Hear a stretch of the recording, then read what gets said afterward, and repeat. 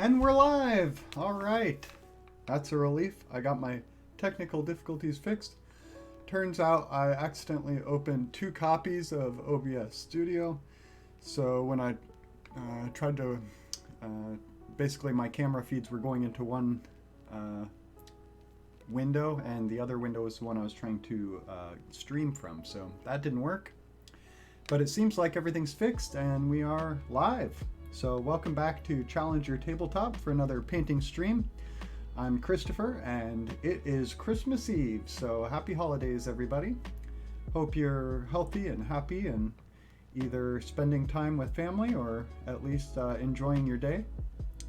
And we're going to be painting some more Genestealer cults, and I thought for the topic of conversation we'd just sort of look back at last year and look forward to next year and talk about hobby goals and progress and all that kind of stuff. So welcome and hope you're having a good night, and let's enjoy some painting.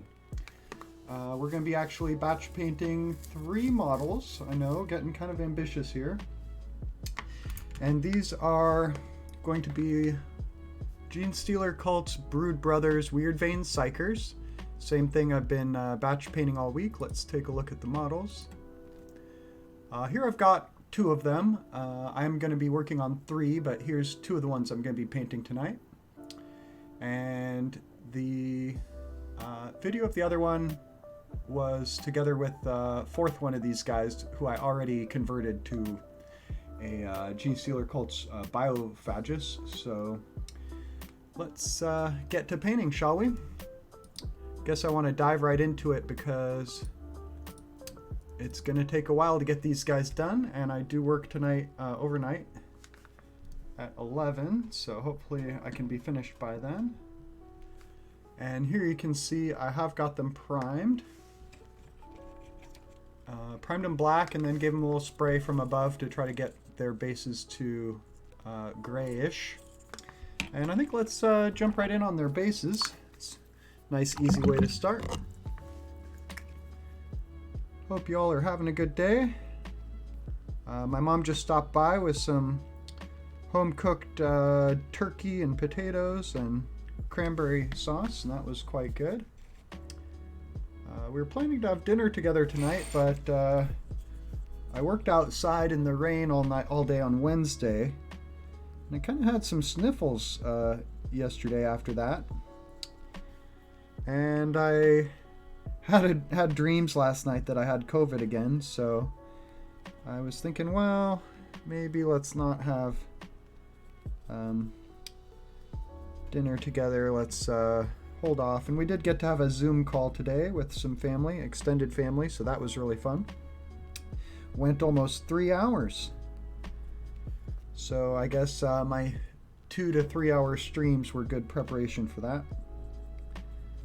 And it's really fun to see my brother and all my cousins and all the rest of the family. Everybody seemed to be doing pretty well. And I have we have a new baby in the family. One of my cousins just had a baby, so that's very exciting. And we're coming up on the end of the year. So I thought we could talk about New Year's resolutions and that kind of thing. Although I'll be streaming again, I think planning on it right around New Year's. I've been streaming Wednesday, Thursday, Friday, 7 p.m. Pacific time if you want to join me on Twitch. My channel is called Challenger Tabletop. And after that, I am uploading videos to YouTube, so if you're seeing me there, give me a thumbs up, follow my channel, leave a comment, tell me how was your year or what are your New Year's resolutions. If you have any hobby resolutions, I'd love to hear them. And I'll talk about some of mine, past and present. The last couple years, I've actually had kind of a Warhammer-related New Year's resolution, which was to play 1 game a month. And I've done pretty well at that. I think year before last, well, I guess that was 2020. Before the pandemic, I think I was playing about 1.5, 2 games a month on average. And during the pandemic, I managed to keep that up pretty well.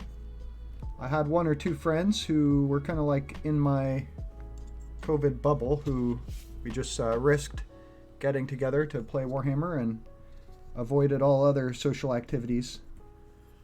So it was nice to have at least a little bit of social outlet. Of course, we did also play some games on Tabletop Simulator, as that's a pretty COVID-safe way to enjoy 40K. And I don't know if I'm going to, I guess I have a more ambitious New Year's resolution, which is to actually get into streaming Warhammer games on, I guess, starting on Twitch. I don't know if I'm allowed to stream on YouTube yet, because I think it might be, you might have to have like 1,000 watch hours or something like that, some number of subscribers. Or is that outdated? Did they get rid of that? I'm not exactly sure. Well, we've already got base coat on their bases here. You can see what that's looking like. I have some coarse red sand that I glued to the base with super glue, and then gave that a spray with black and white primer, and then nice thick layer of Administratum gray paint. And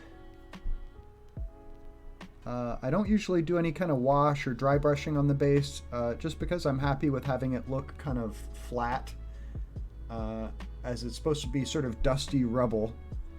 And the way dust catches the light, I think it's okay to have the paint be kind of flat, if you follow me. Now I'm going to go ahead and start gray on their jackets or cloaks or whatever these are. And then once that's dry, I will do a wash of Agrax Earthshade to make it look nice and dirty and kind of brown.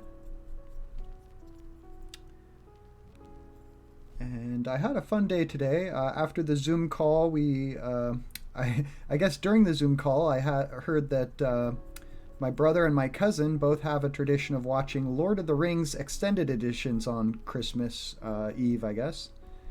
So I decided to join in that tradition to just kind of feel close to family today. So I connected my laptop to the TV with cable and watched The Fellowship of the Ring and about half of The Two Towers before I ran out of time before my stream. And I was considering maybe skipping the stream today. It is a holiday, but since dinner with my mom fell through, I thought this would be a fun way to spend the evening. And I quite enjoy doing the painting stream.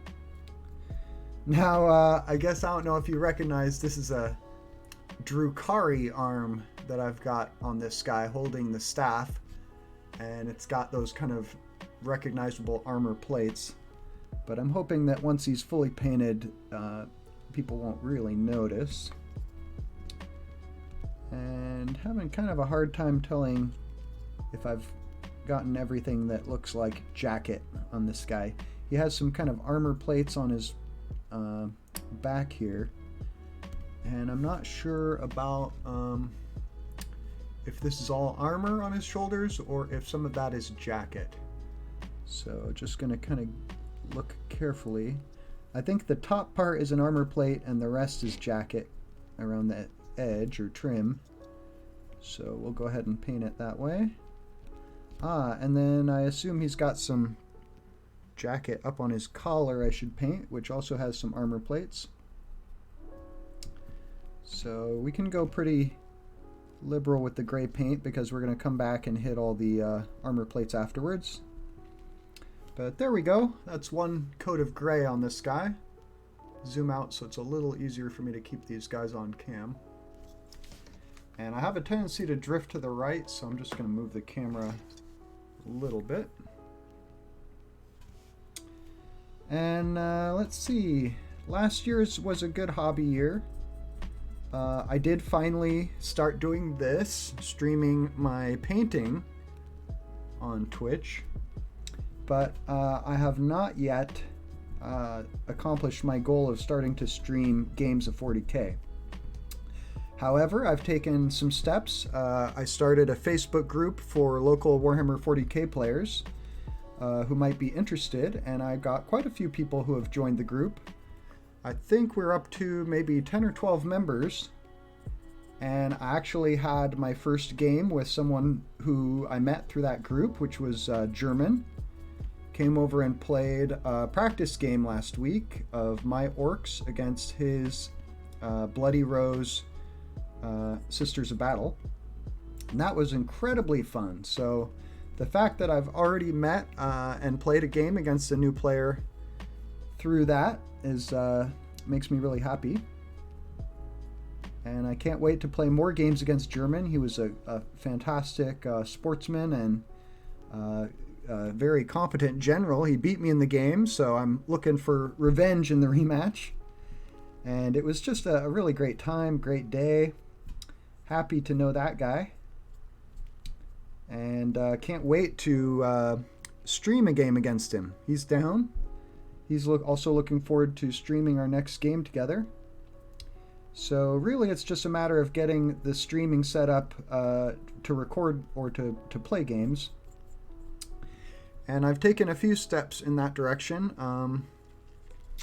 I ordered a couple of those kind of classic little scorecards that you see at, I don't know, sporting events, or maybe like you'd use them at like in maybe like a ping pong game or something. I'm talking about the little flip cards that have numbers 1 to 9 on little cards, so you can use the two numbers to record any point value between 0 and 99, or you could say 1 and 100 if you use 00 as 100.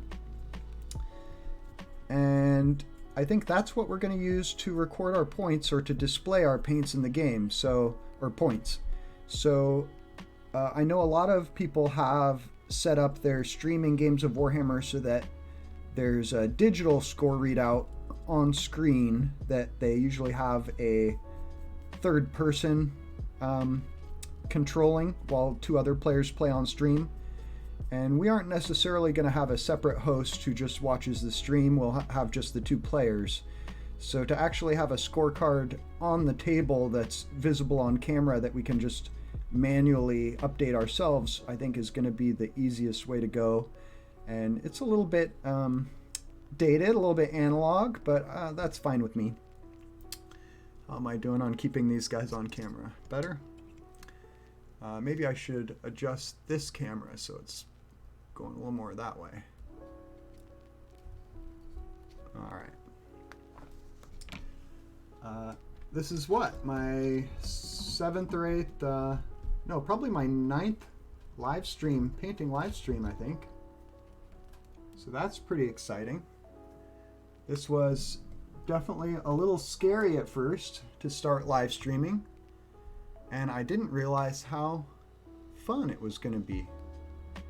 I've really been enjoying this. It kind of puts me in a good mood to live stream.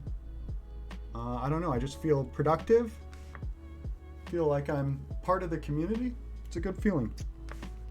And that is something else I've been really getting from Instagram. There's so many great hobbyists on Instagram painting Warhammer, and it's been really cool to interact with them and share my own work. I just hit 200 followers on my Instagram page, Challenger Tabletop, and that felt really good. But I didn't want to celebrate it on Instagram. You know, I've seen some other people celebrating their number of followers, and it kind of made me feel bad. I don't know if you guys have ever experienced this, but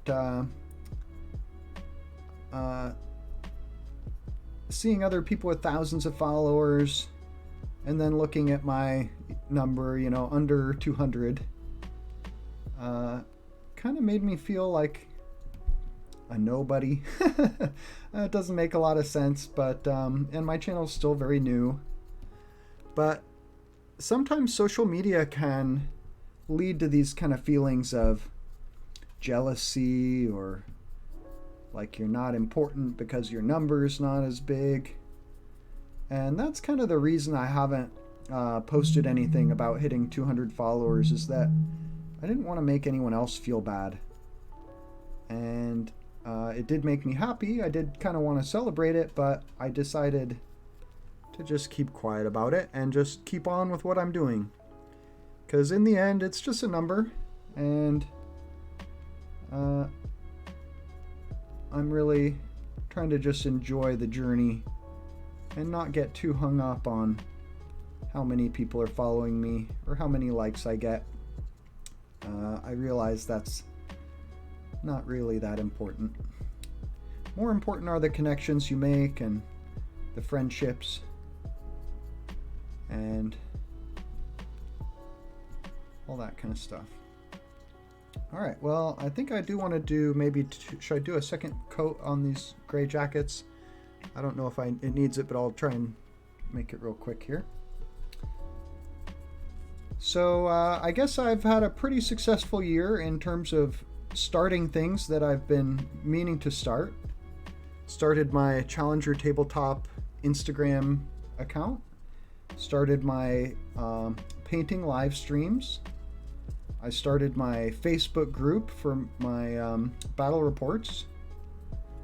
And I started a new YouTube channel, which I've been uploading these streams to.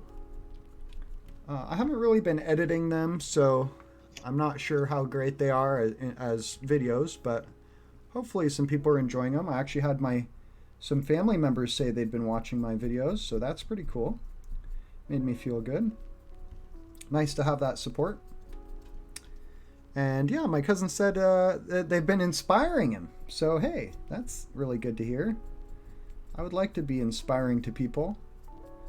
And I also really enjoy just like messaging and chatting with other 40K players. So if you do live somewhere where you don't have a lot of friends who are into 40K, I'm happy to chat about the game. You can think of me as your 40K friend.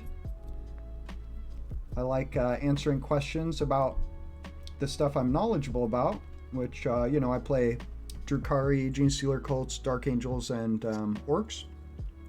So feel free to throw me questions about those factions. I'm not a high-level tournament player, but I've got several games, or dozens of games often, with those factions, so I can answer some questions. I wonder how many games I have played. I would say Dark Angels, I've probably played maybe somewhere around 30 or 50 games. Drukhari, I've probably played maybe between 15 and 35 games. I don't keep exact count, so I'm just guesstimating here. Genestealer Cults, I've probably played somewhere between, again, 15 and 35 games. And Orcs, my newest faction, I've probably played between maybe between 10 and 20 games with Orcs.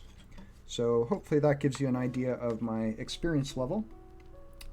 Had the most experience with Dark Angels. I played them since what edition? Probably like 6th edition, maybe. I think was about the time I got back into 40K. Originally, I learned the game back in the 90s. I started collecting Warhammer around 1995.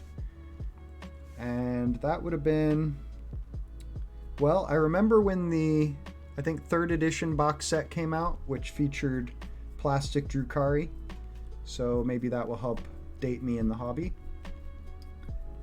And then I think I kind of took a break around college and came back probably around 2005, 2006, got back into the game. Started seriously painting around that time. All right, well, that's gray base coat done on these guys. I think let's maybe move on to something fun like gold. Or shall I do... Yeah, let's do gold, because I think I got some gray paint on their skin. I'll wait a minute for that.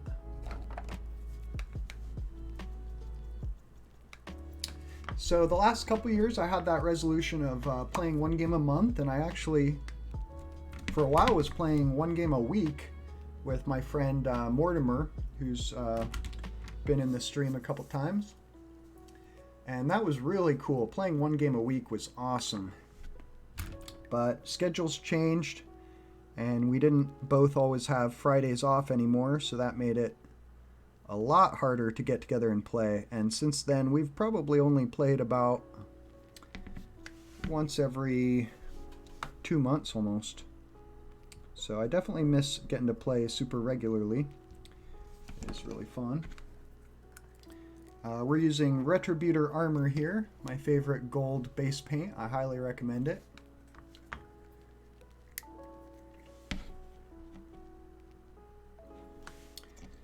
So my New Year's resolution for this coming year, I think, is going to be to try and stream, let's say, at least one game a month. That would be awesome. And let's try and get my first live stream battle report in January, because it sounds like German is down, so maybe the first game will be Orcs against Sisters of Battle. That was a really fun match. Felt like a really fair game. We were tied at the end of turn 3, and then German had a really strong second half, so and we both wanted to play a rematch, so I think that'll be really fun. I do have some orc models I've been wanting to paint, and I might be able to get them done maybe next week on the painting stream and have them ready for our next game. That would be fun. I have a proxy mech gun to paint, and I have a huge horde of Gretchen or Grots. Probably, I think I have about 50 of them sitting on my painting table here. And some of them are actually, I mean, they're all secondhand, so some of them have paint on them already and are actually pretty nicely painted, so I might just be basing those or giving them a little bit of touch up. But yeah, I'm kind of dreading painting like 40 Grots. It might be a little bit tedious. But batch painting's the way to go. Oh man, I don't have any cup of water. I'm gonna need one. Let me run get a cup of water, and I'm just gonna put the mini video back up for a second while I run get some water.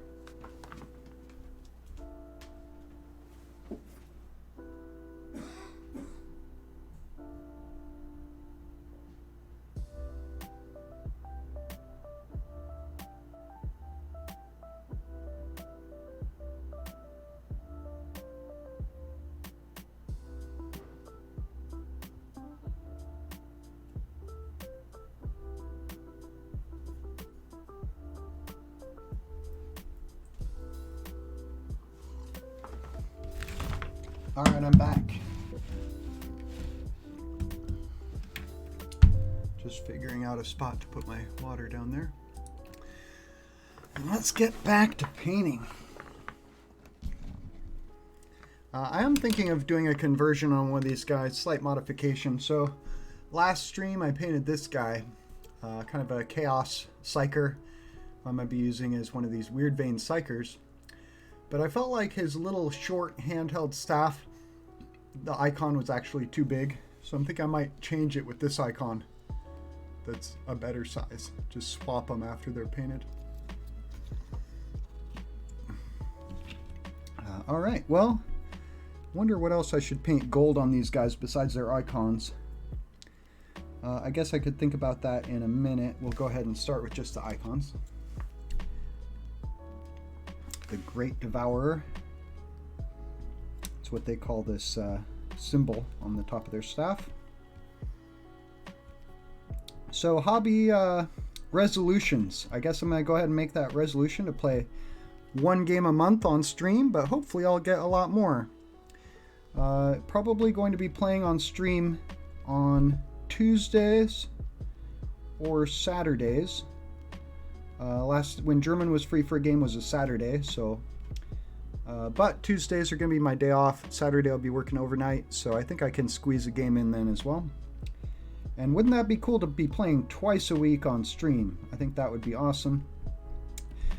Playing battle reports or creating battle report videos for YouTube was kind of my original goal for the channel, because that's what I like to watch. I love to watch battle reports on YouTube, and my favorites are the ones by Play on Tabletop. Their 40K and 40 Minutes series is, I think, the best Warhammer show on YouTube.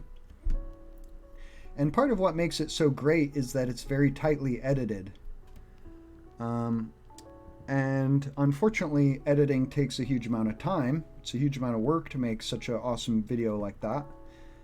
And I don't necessarily have the time to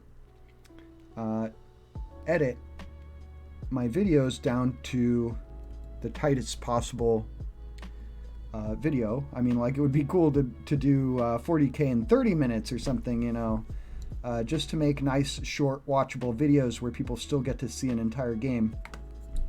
But I have been inspired by the guys at Tabletop Titans who are live streaming their games, and I'm sure that one of the reasons they chose to make the move to live streaming was to cut down on the time that they were, you know, spending editing. And although I think edited videos are superior in quality to a live streamed game of 40K, I think the live stream games are still fun to watch. And so, and because they're so much easier to produce, that is, I guess, the main reason I'm looking at live streaming 40K battle reports. And I have thought a bit about the format I want to do. The Tabletop Titans guys are kind of famous for introducing the perspective of the game that shows the two players at the table while the game is going on. However, that camera view does not really show the action on the table as well. It is fun to see the players, and it does make it feel more like you're in the room with the players watching them play the game. But I am thinking I might go for a camera angle that is more focused on the table, where you aren't necessarily looking at the players as much as the action on the table. I don't know. That's what I'm probably going to try first, but we'll see. Still have to play around with those camera setups, which I've done a bit. I've done some practice games where we recorded them and then I started editing the footage, or looking at the footage at least. And I think we will at least have a dice camera so that you can see the dice rolls in the dice tray in like a window-in-window kind of thing, like you're seeing me while I'm painting. That shouldn't be too hard to set up. I figured that much out here in OBS Studio for live streams. And I'm planning to start on Twitch because I don't think I can stream right to YouTube, but I could be wrong. Leave a comment if you know for a fact that I can go straight to streaming on YouTube. I do feel like there's more viewers to be found on YouTube, and sometimes streaming on Twitch does feel like you're kind of in a dark room by yourself, streaming to nobody, but Twitch is also a fun community, which I didn't really know a lot about until I started doing this. And since I've started streaming on Twitch, I've gotten to know Dr. Rhino, Warhammer painter who streams on Twitch, and he's been super encouraging and super nice guy. Does fundraisers to save the rhinos in real life, so that's pretty cool. And I'm really happy to have made a lot of friends in the 40K world on Instagram. I've really been enjoying following a few players, including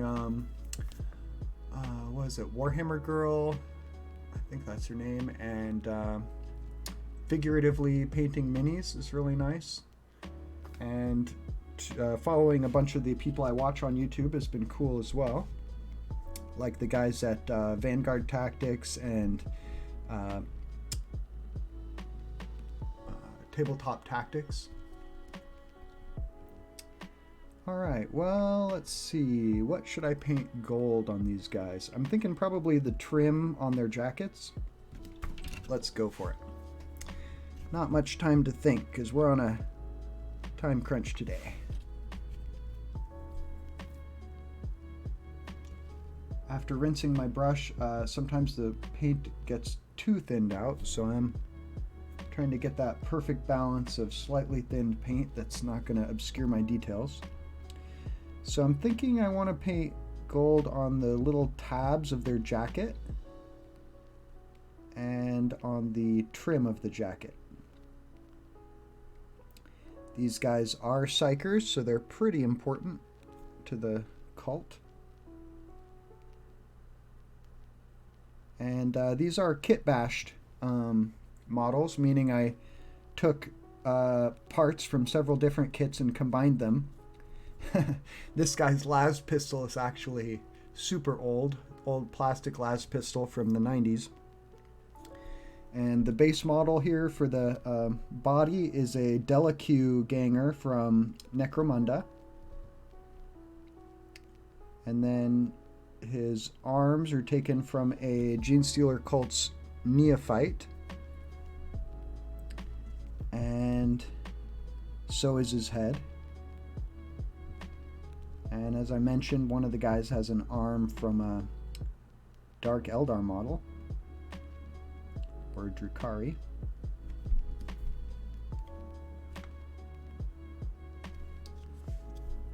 And I guess I might as well talk a little bit about my long-term goals for the channel.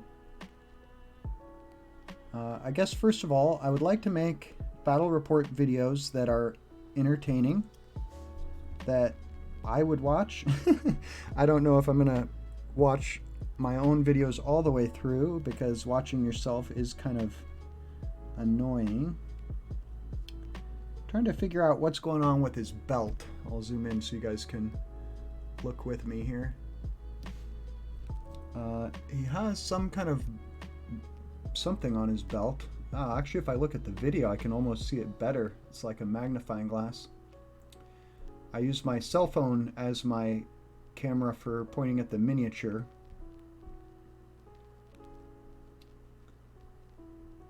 Using a program called DroidCam OBS.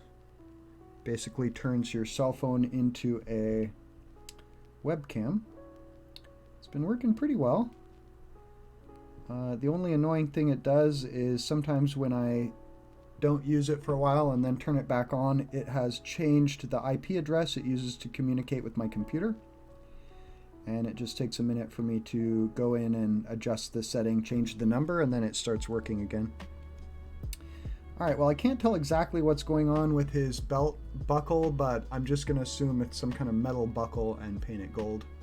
Call it good. Figure if I can't tell what it is, nobody looking at it will be able to tell either. I guess I was thinking it might be some kind of technological thing, like part of his breathing apparatus or whatever.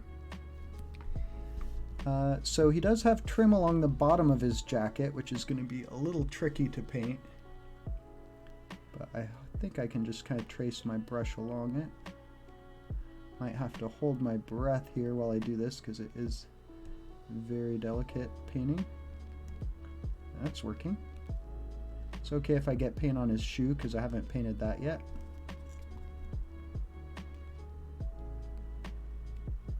Might be a job for my smaller brush, my layer brush small. Right now I'm using my base brush small. And those are the two brushes I use for everything. So if you're looking to get into painting and or get a better brush, I do recommend the Citadel base small and the Citadel layer small. And if you get one and it's not perfect, get another, because sometimes, you know, not every single brush is of equal quality, even made by the same company. Sometimes you get lucky, sometimes you get unlucky, but these two have served me really well for quite a while now. Hopefully I'm keeping my head more or less on screen, not totally ducking out of camera. Did mess up a little bit with the gold there, but not a big deal. I can fix that later. And then I think he's got trim around the top of his collar. And looks like also right here he has some trim. Hard for me to tell exactly where it goes from there. Does it go up the side of his jacket like that? I think so. So where would I like to go long term with the show? If I get to the point where my battle reports are entertaining to watch, I would like to continuously improve them until I can get the quality of my battle report shows up there with the best of the best on YouTube. That's kind of my dream. And if I can get that far, I would like to make enough of a name for myself in the Warhammer community that I can actually get some games against some of the other well-known Warhammer guys on YouTube. Like, I think I already counted down my top 10 dream opponents on another stream. But just as an example, like some of the guys from miniwargaming.com or Scarredcast or Tabletop Tactics, it would be really cool to get to actually play games against some of those guys who I've watched on YouTube and admired for a while now, and seem like they would be really fun to play against. Alright. So I guess that would be my dream for the channel, to get big enough that I get to play against some of my favorite players. And that's kind of partly why I named the channel Challenger Tabletop, is partly because I want to challenge those other channels in terms of the quality of mine, to get up there where I'm as good as the best in the business, which is certainly going to be a challenge.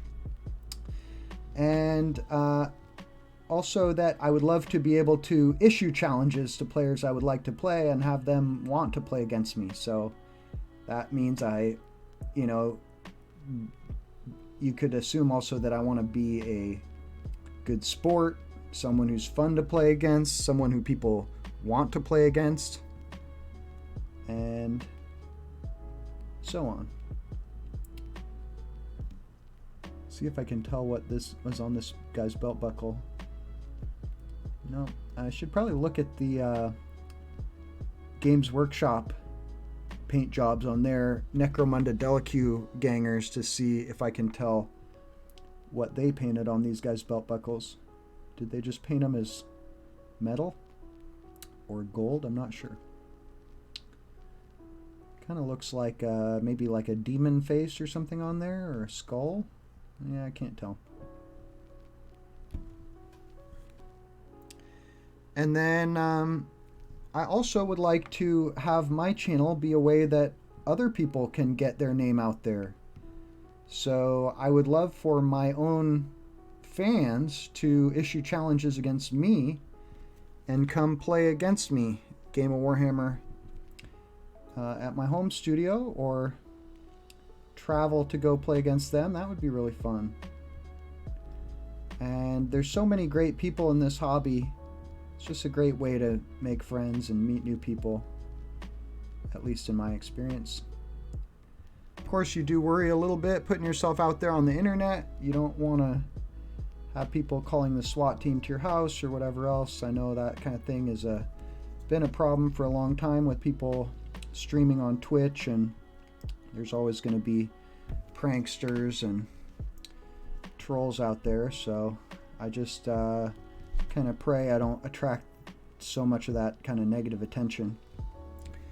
And I think about all I can do is try to keep it positive and put good intention out there into the world, and hope that's what I attract back. And to some extent, it does take a little bit of courage to put yourself out there. And I would encourage everybody to remember that and try to be positive to those people who are sharing themselves and their work online. Let's keep it a positive place. Make the world the kind of place that we're happy to be a part of. So I'm going to go ahead and make that one of my New Year's resolutions, to try to keep it positive. I've certainly had my own struggles with that in the past. I've had some people who are in my gaming group who I'm not friends with anymore because I couldn't always keep it positive and they didn't want to have me bring them down, I think. And that's life. Sometimes you just got to move on, make new friends, and try to learn from your mistakes and forgive other people, and probably most importantly, forgive yourself. It's easy to go through life full of regret for the mistakes you've made and not forgive yourself, so I think that's important. Thinking he probably has some trim along the edge of his shoulder pads, and I don't think I painted that on the other guy, so I might go back and do that in a second.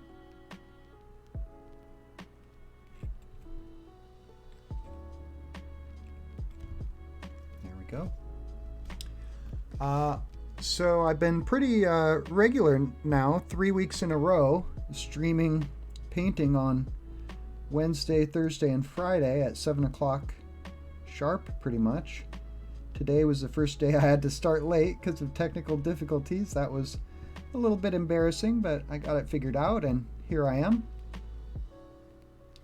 Wow, it does look like there's some trim on their armor plates, but I'm not going to paint it that way. I think I'll just paint their armor plates all silver.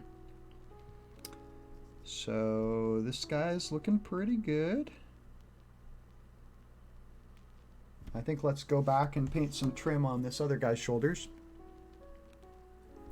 But that's also going to be one of my resolutions, I think, for this year, is to stay on schedule and try not to miss my streaming days. You know, I love painting Warhammer miniatures, and it's one of my main hobbies, or I would just say painting miniatures in general. So it's not like that part is a big challenge for me. I do enjoy painting every week anyway. But you know how when you try and do something on a regular schedule, life does try to get in the way, always. And just as an example, I didn't really think ahead that it was going to be a holiday on Friday this week until like a day or two ago. And I thought, oh, should I cancel my stream? I don't know if Twitch really makes that easy to, when you have a set schedule, to just cancel one episode without having to sort of cancel all your Friday episodes and then recreate them, basically. Still learning Twitch. I also have the resolution, I guess, to constantly improve my stream. So I'm going to have to work at that. This week I added stream labels. That's why we have the welcome message for my latest follower on screen. And I've tried to set up donations and stuff, so hopefully if we get any of those will also show up on screen with a notification and a thank you stream label. I have put in most recent donator, highest donator, stuff like that, so it'd be really cool to see those start to get filled in. But I still feel like kind of a beginner on Twitch and kind of a nobody, since I often have no live viewers. But at least putting my videos on YouTube, people can always check them out after the fact if they want. I have been waiting till the end of the week to upload them all to YouTube, just because it's a little more convenient for me to do them all at once. But that's something I want to do, is keep improving the stream. Want to start streaming games of 40K. Keep growing my group of Challenger Tabletop members. And another New Year's resolution is to buy fewer models, or at least take a break from buying models.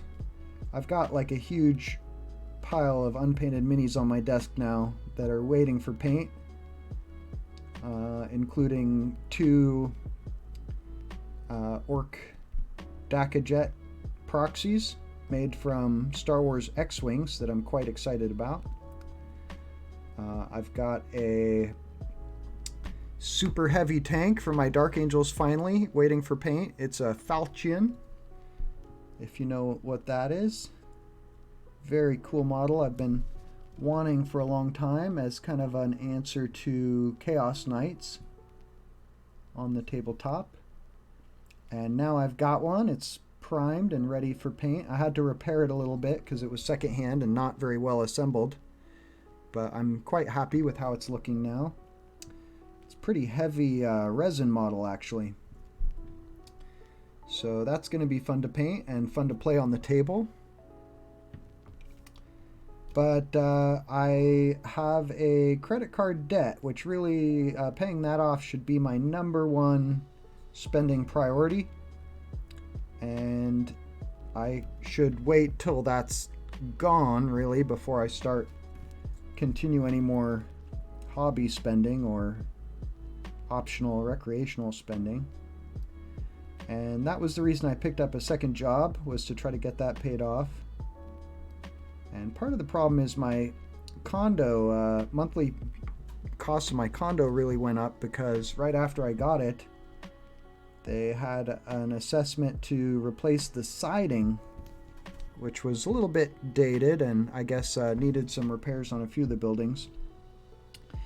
And so they've been doing construction for the last couple months, replacing the siding on all the units. And that's actually meant a lot of construction noise outside my condo, which is one reason was holding off for several months to start streaming battle reports, was just that there would be, like, you know, sawing and the beeping of construction vehicles backing up going on outside. And I've actually still had some of that going on during my live streams, but hopefully they'll get that wrapped up before too long. They have finished the siding on my building, and it seems like they're making good, steady progress through the whole condo complex. Well, how is this guy looking? I think I've got most of the gold trim plugged in on him. I think I have to do this left side of his collar now. But yeah, I need to spend less time on eBay. That is certainly one of my weaknesses, is secondhand models on eBay. If something seems like a really good deal, you know, $10 cheaper than retail, it's hard for me to resist. The last model I picked up, I think, which arrived today, was a Genestealer Cults Aberrant, which should be fun. Fun to paint, fun to play on the table. I just assembled it today while I was watching Lord of the Rings, and I got it, glued some sand to the base, and I primed it. So that's going to be added to the to-do list. Alright, this guy's looking pretty good. Oh, let's get the back of these, what do you call them? Tabs? Straps? Buckles, there we go. Alright, that's looking pretty good. Okay, I see that he has probably, what do you call that? Trim where the little belts go into his jacket. Let's go ahead and paint some gold there. Wonder what color I should paint these straps. Brown, black.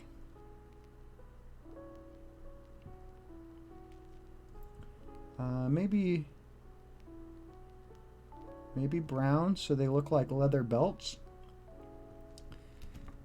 Maybe black. Guess I'll be thinking about that. Oh, he's got 3 of them.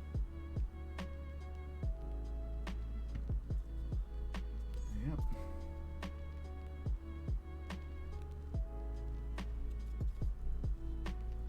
So keeping it positive, that's going to be one of my resolutions for the new year. Let's keep it positive.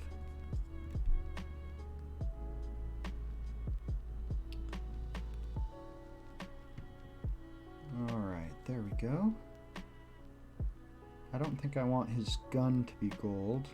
I think I want this breathing apparatus to be silver. So let's maybe move on to painting flesh tone on these guys. I'm going to be using Screamer Pink for that. Oh, you know, while I have gold out, let's go ahead and put another coat on their icons just to get those nice and bright. Gold. Make sure the coverage is really good.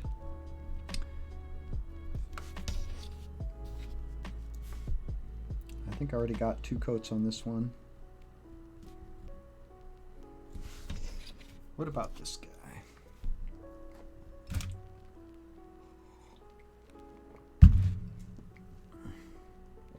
A little more.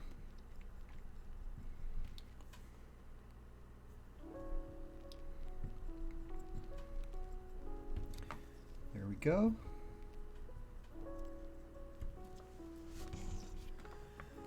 All right. So I think something else that was kind of a hobby goal more than a resolution for this coming year is to continue to meet new players and play against new players and invite more people to the Facebook group. See how much I can continue to grow my hobby circle. All right, let's do that Screamer Pink next. Oh.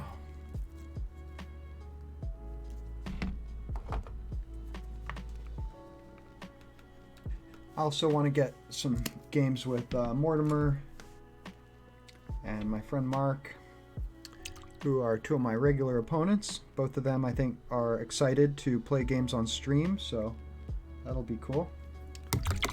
Definitely picked the wrong brush for this. I don't need my smallest brush. All right, here we go. Back to the small base brush, which I didn't get fully clean at some point, looks like.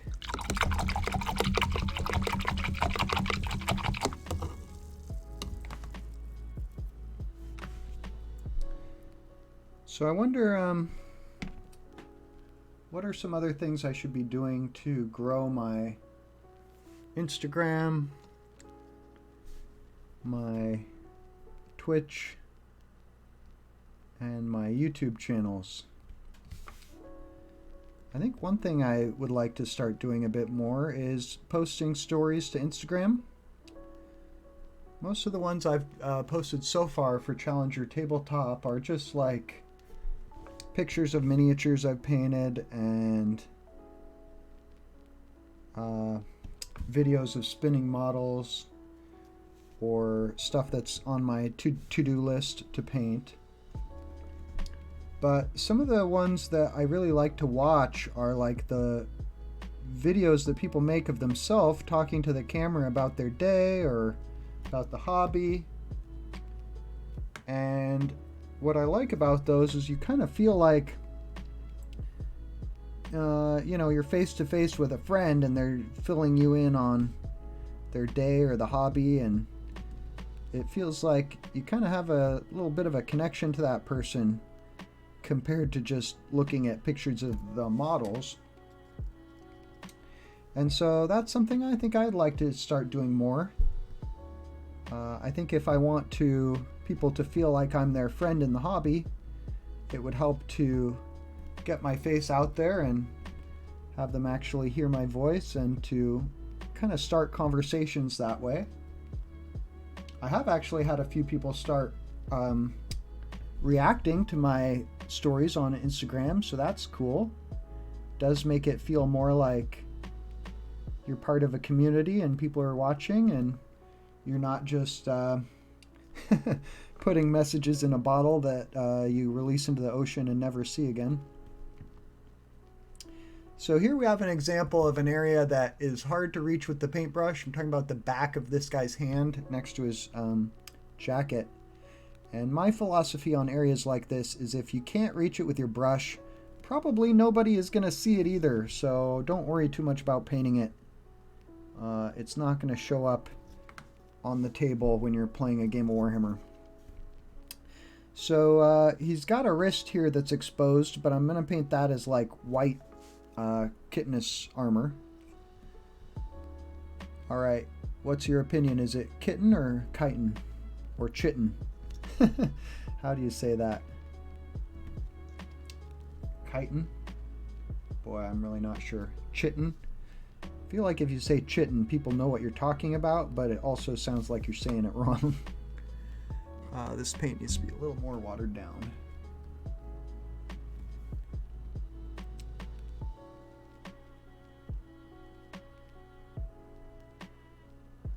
Go.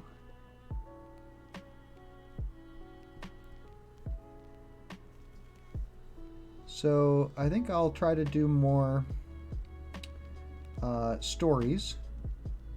Another thing I've seen people do, which I think is a really good idea, is publish an Instagram story that has a countdown to when your next stream is going to be.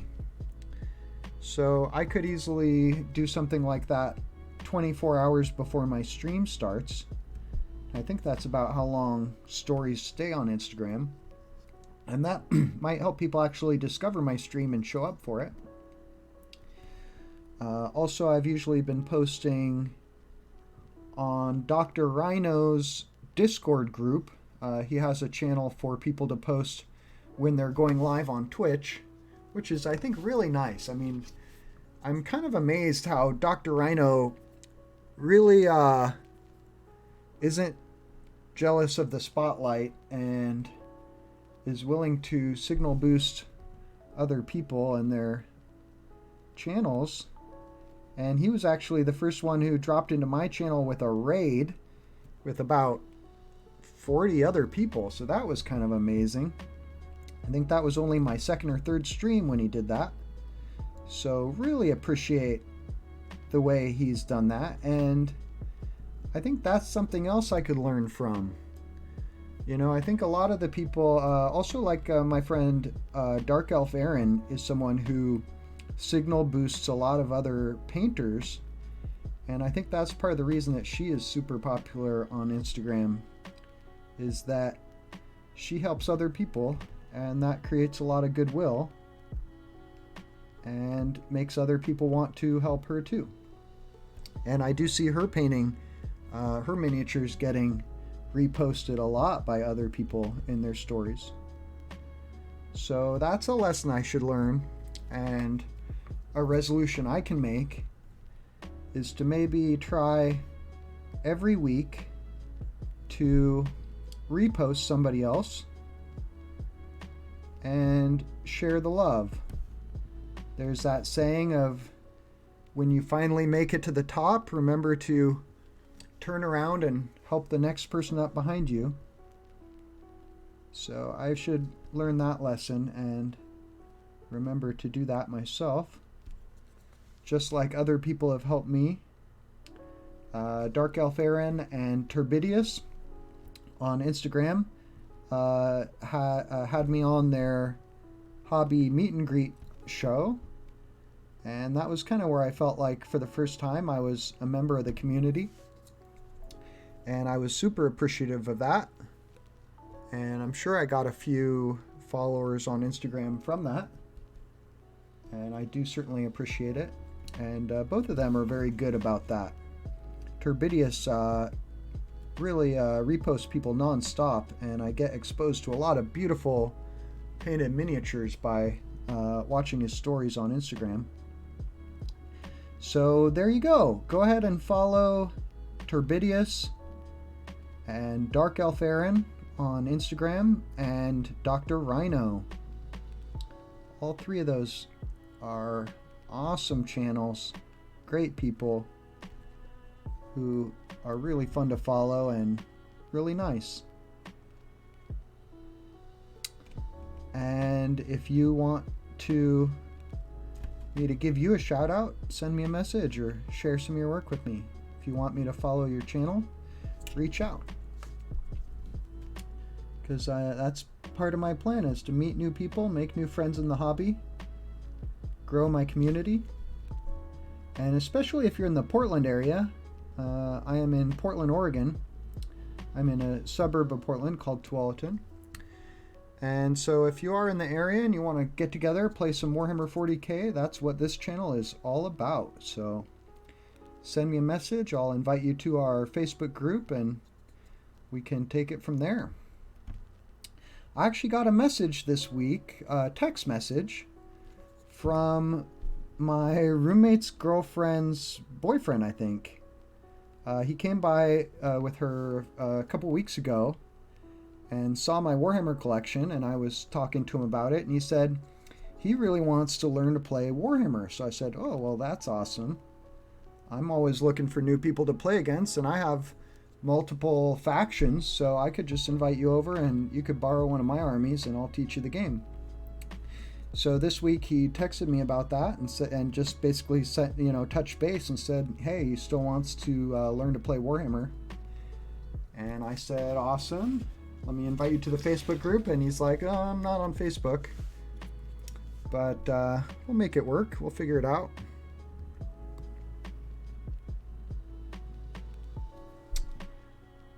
Let's see here. This guy's wearing gloves, so I guess just his face I need to paint. Then we might have our first base coat of Screamer Pink finished on all these guys. And what are we going to paint next? I'm thinking probably silver on their various armor plates. And where I want those to stay silver, I'll probably just come and hit them with a wash of Nuln Oil. Or if I want them to look more like blackened silver, I'll give them a wash of watered down black paint. Those are kind of the two ways I treat silver, depending on how dark I want it. Maybe I should paint black next, because his gun will be silver and black, and it's easier to do the black first. And since I don't have to worry about painting adjacent to any of that skin I just painted, I think we'll go straight to black and stick with the same miniature. Well, I think I've covered most of the topics that I had written down in my show notes, but I'll keep thinking about the future and the channel and my goals. One kind of goal I've been working on is to get fit. I don't know if you guys have been following the Fit for 40K hashtag or challenge. Was started, I don't know, was it started by him, but it's certainly championed by Stephen Box from Vanguard Tactics, who is a competitive 40K player that teaches a great class online for people who are new to 40K to learn the game and become skilled at the game, and even for veteran players to improve their skill level and their results, especially in tournaments or against other competitive players. And he's a former maybe former and current weightlifter, but I guess he used to be a bodybuilder. And he's trying to get back into shape and trying to motivate other 40K players to get fit. This guy looks like he's missing something here. He has this like breathing tube that looks like it's supposed to go down to a little box of some kind. All three of these guys do, and I haven't actually glued any kind of box to their belt for the breathing tube to attach to. So maybe I'll explain that they have simply detached their breathing apparatus because they're not needed on whatever planet they're on. Or maybe with their alien genetic modification that they've undergone, they no longer need their oxygen tank. But kind of a bit of an oversight from a modeling point of view on these guys. Well, do you guys have a New Year's resolution that's associated with your hobby? Leave a comment if you do. And I suppose I should decide at this point if I want the straps on their jacket to be black. I think not. I think we'll go brown, just for a bit of variety. So what else should be black on this guy? Painted his glove.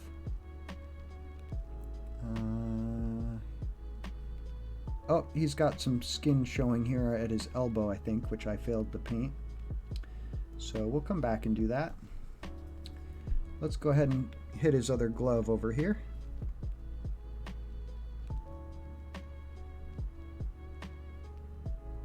And one of the ways that I've been getting fit is by working this construction job. It's been fantastic exercise, but it's not exactly the same as going to the gym. I do get a workout in terms of lifting heavy ladders and carrying my tool belt around all day, climbing up and down ladders while wearing a tool belt. I mean, it's a pretty good leg workout. But sometimes you do, I think you can be a little more prone to injury when you're working a job as opposed to lifting in the gym. I guess you can easily hurt yourself in either way. And I feel like I tweaked my neck and shoulder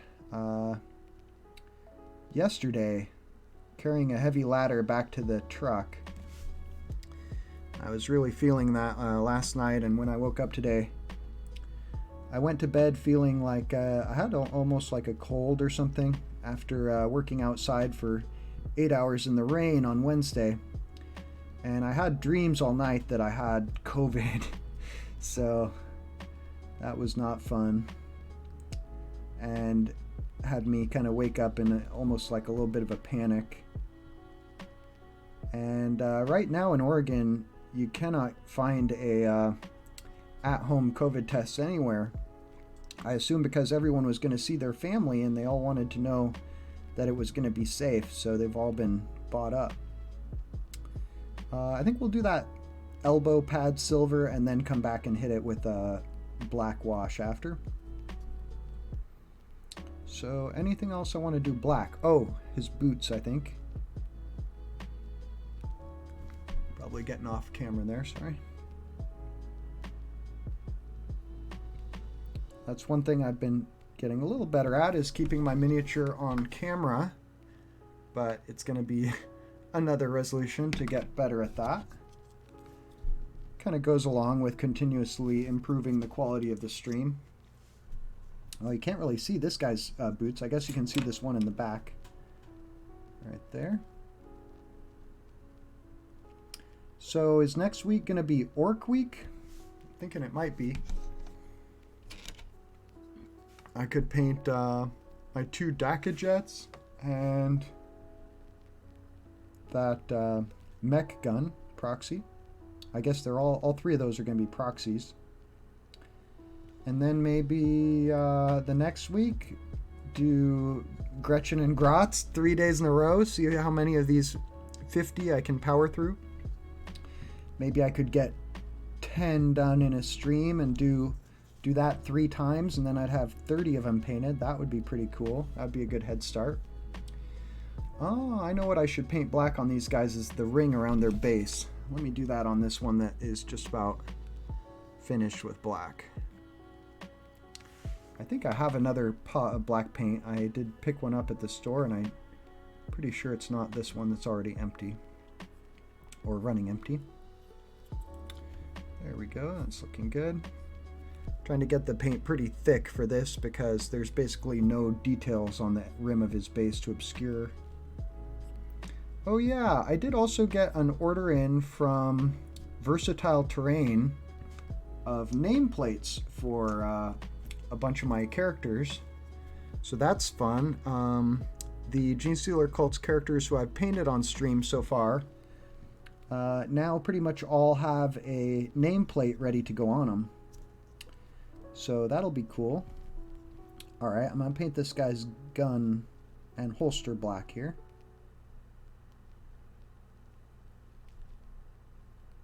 Let's see. I know I'm going to name the first model I painted Pardo. Stephen Pardo, or I think is his name, was from SN Battle Reports, was my first follower on Instagram. So huge thank you to him. He's someone I admire who kind of inspired me to want to start doing my own YouTube battle reports, you know, along with several of those other channels. But very cool to have someone you admire be your first follower when you start up a new new Instagram. And so painting a model and naming it after him is kind of a way for me to say thank you. And same thing for Winters of Winters SEO. I have ordered a nameplate that says Winters for the Adeptus Arbites Judge that I painted my second stream. And I have others that are named after other YouTubers who I follow. So that'll be fun to basically do those tributes to other people who have inspired me to share my hobby online.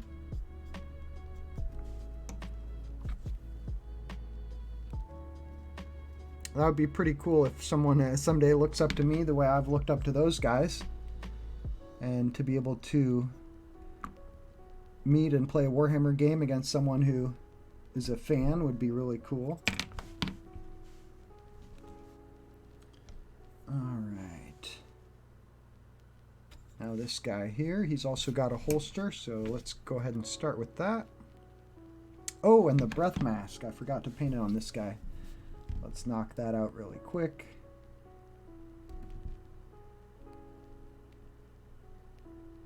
Maybe the paint should be a little more watered down.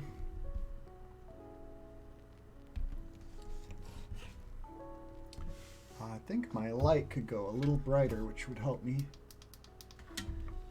There we go. Oh, I'm thinking the camera's kind of casting a shadow where I'm recording. Maybe that'll be a little better. Yeah, I think I can see better now. So getting fit, that's a thing, that's a goal. But a big part of that has been eating right.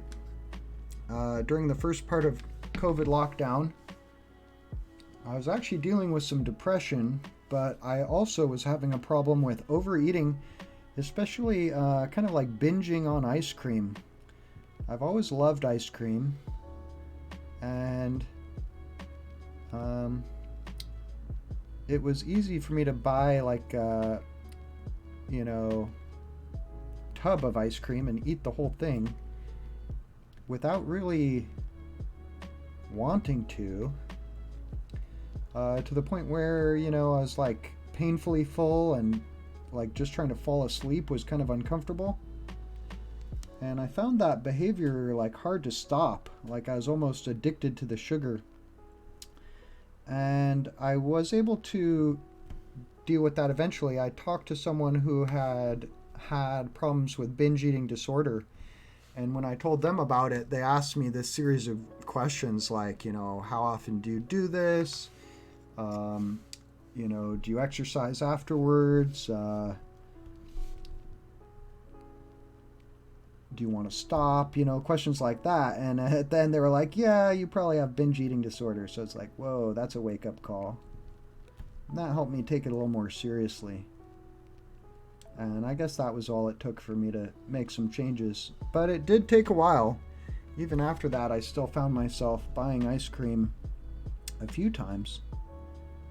And now it's been a while since I've done that. And I'm glad. I'm not trying to go back to that kind of behavior.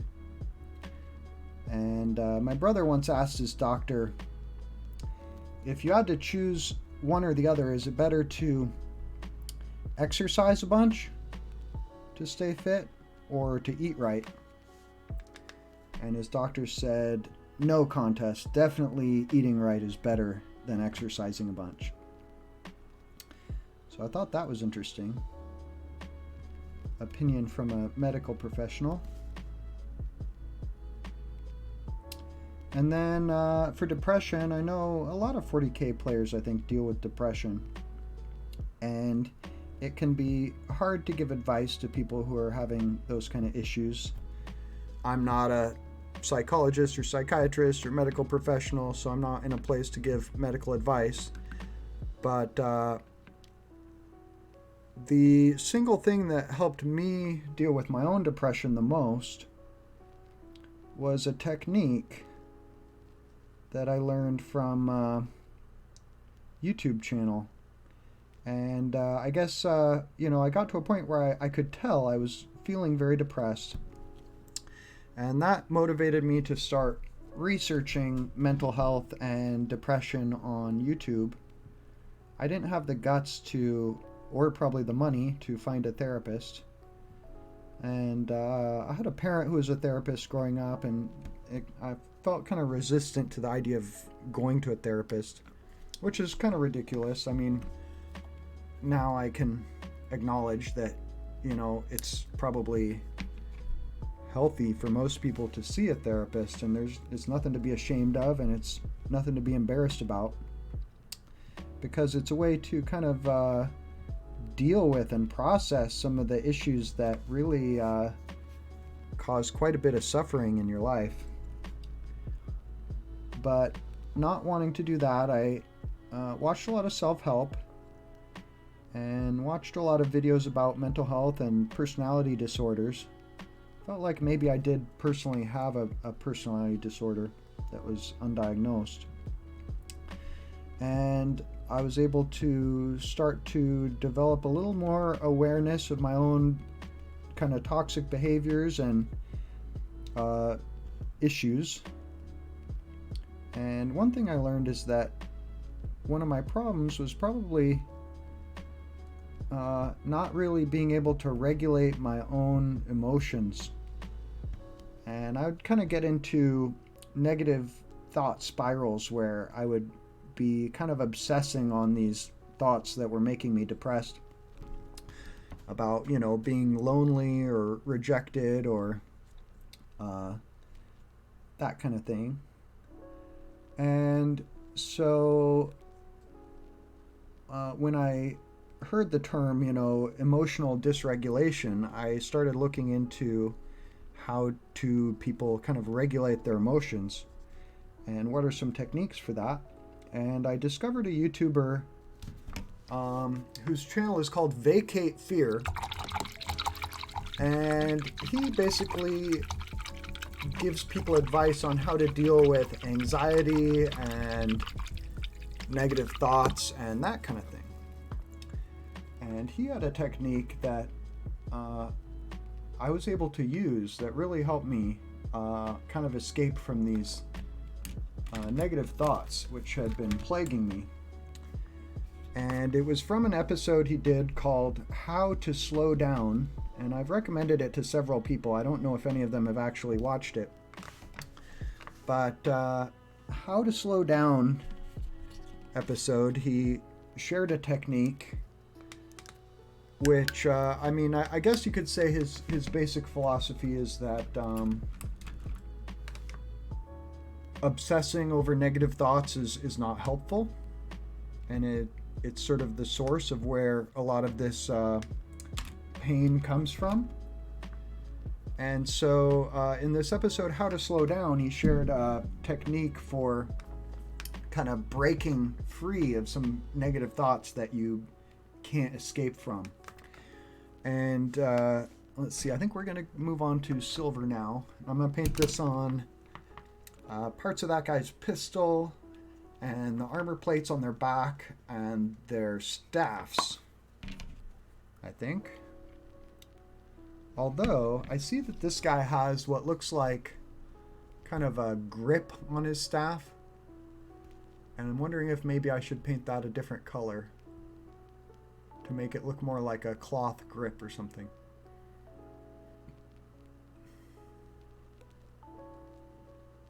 And then what color? Maybe brown. This guy had some cloth wrapped around his staff where he's holding it. You can see it's got like a tie tied off at the bottom. So I think I'm going to do that brown. Okay, that works. All right, so moving on to silver now.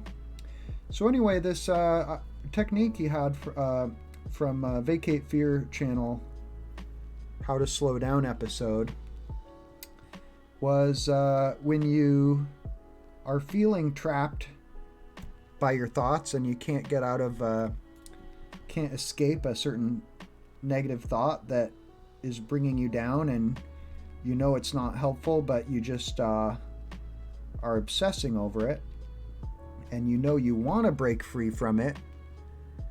He said, suggested, listen for a sound in the room, and it could be or outside or whatever. Just listen for a sound.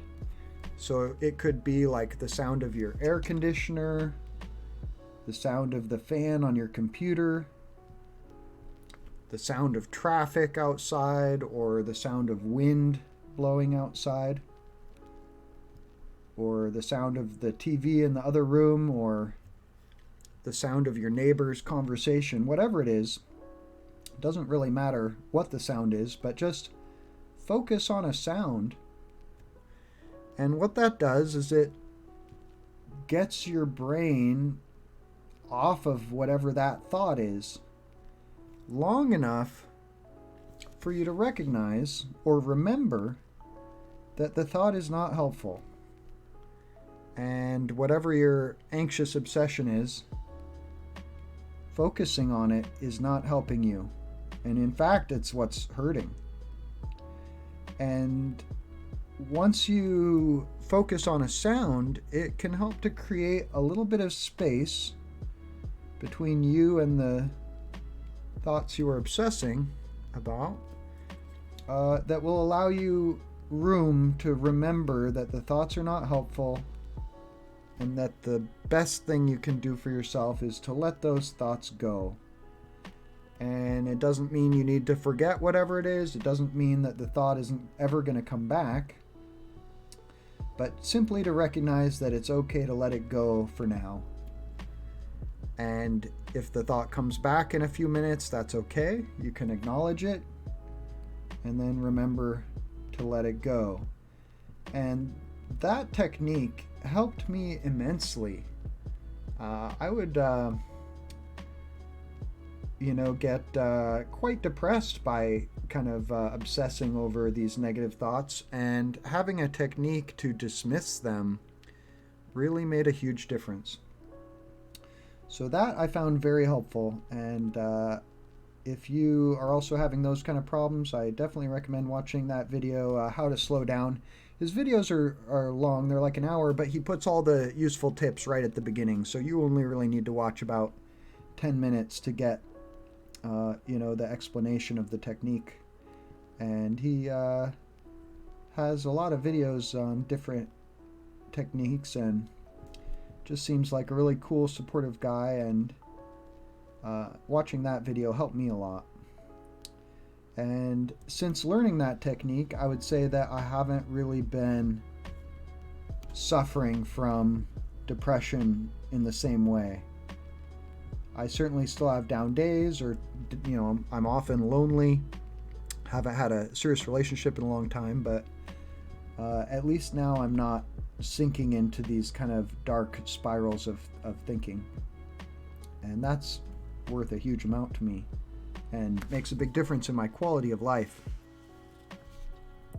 And I think depression can really be dangerous, so I'm very grateful for his help. And yeah, that's just another person who's putting himself out there and trying to help other people and taking the risk of joining a wider community, I guess. And I'm grateful to him for it. So again, that's a YouTube channel called Vacate Fear, which I do recommend.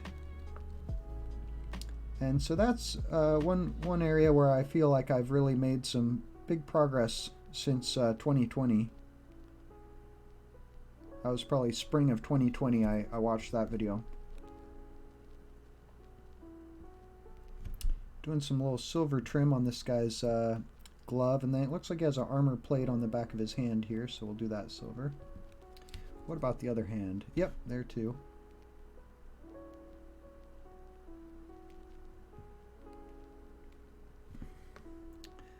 But yeah, I would like to continue to become more physically and mentally healthy in 2022.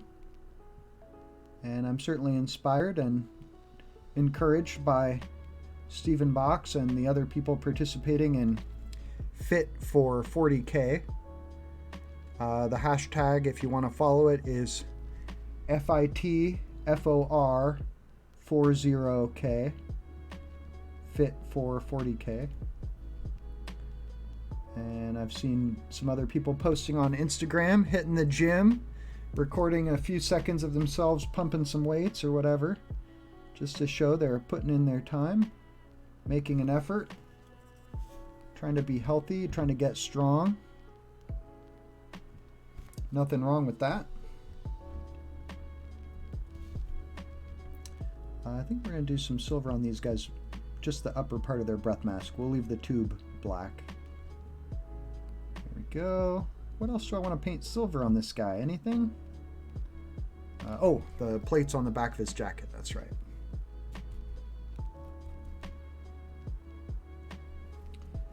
Let's see. Here they are. There we go. So I've purposefully not set any goals for like how many subscribers, how many followers or donations or anything like that. I feel like if you make a quality show, people will watch it, and my focus should be on improving the quality. And if I do that, the rest will come without me necessarily having to set any goals for specific numbers.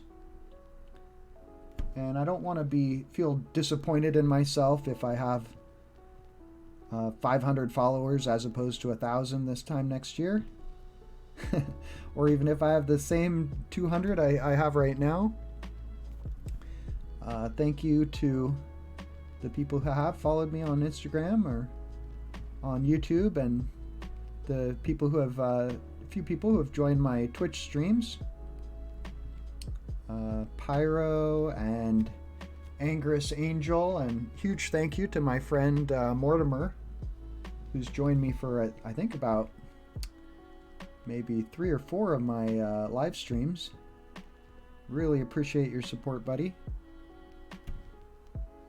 Really happy to have you as a friend. Mortimer is someone who has really become a friend through 40K and our shared love of the game. And I'm really grateful for that. He lives like 40 minutes away, so really cool that he's willing to make the drive up to play 40K so often. I've made the drive down there several times, and it's a long drive.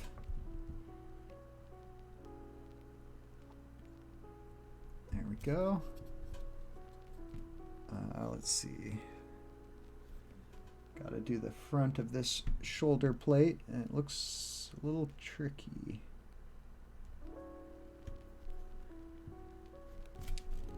Do you guys have Christmas Eve tradition? My family, we've always had like a Christmas program, which is like a family thing, which I think goes back to my mom's grandma, was Norwegian. And basically the way the Christmas program works is you all get together and have dinner, and then after dinner each person has to take a turn entertaining the group, and we would have to do that before opening presents. And if we had a bunch of people, even just I think growing up, it would be like my mom and dad and me and my brother, but it would take a while to go through each person. I don't know, telling a story or reading a poem or showing off some new artwork or trick they've learned that year. And then in between, we'd like sing Christmas carols, and we'd be sitting around the Christmas tree. But the whole time, I mean, as a little kid, I'd be staring at that pile of presents, just wanting it to be over so we could start opening gifts. But of course, as you get older, you realize that the real gift was your family and the time that you spent together, and all those presents that you were so excited about as a kid. Like, I remember being super excited when I got a Sega Genesis for Christmas.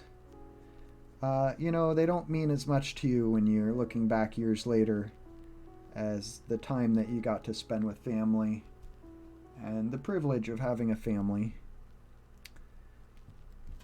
which of course not everybody grows up in an affectionate home.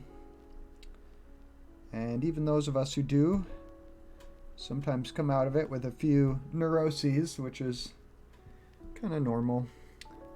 We're all dealing with some issues. Was it Plato who said, be kind, for every person you meet is fighting a harder battle than you, or something like that? I'm probably misquoting that or misattributing it, but yeah, remember that other people are dealing with their own issues, and they would probably be kinder to you if they could just get through the things that are holding them back. And we've all got something. I'm sure even a celebrity like Henry Cavill, who's tall and good looking, probably has his own struggles, like not knowing who he can really trust or what people are trying to get out of him. Sometimes the more money is more problems.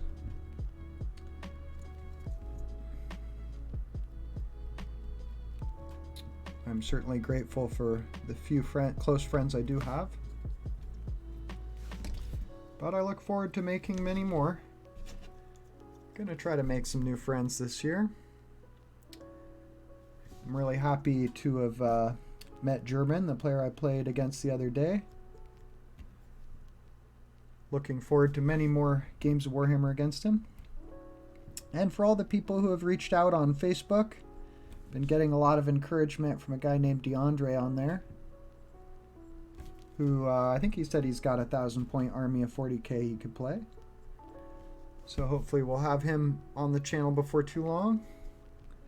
And Tim, the guy who texted me the other day saying he wants to learn 40k. That was a nice surprise.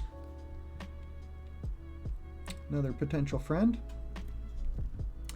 40k, it does seem like a good way to get to meet new friends, and you have something in common right away if you both play the game, and also it gives you a reason to hang out together. Although the pandemic has been an obstacle in that regard for sure. Maybe I should make an effort to play some games of Warhammer on Tabletop Simulator. I feel like that is something that there is an audience for.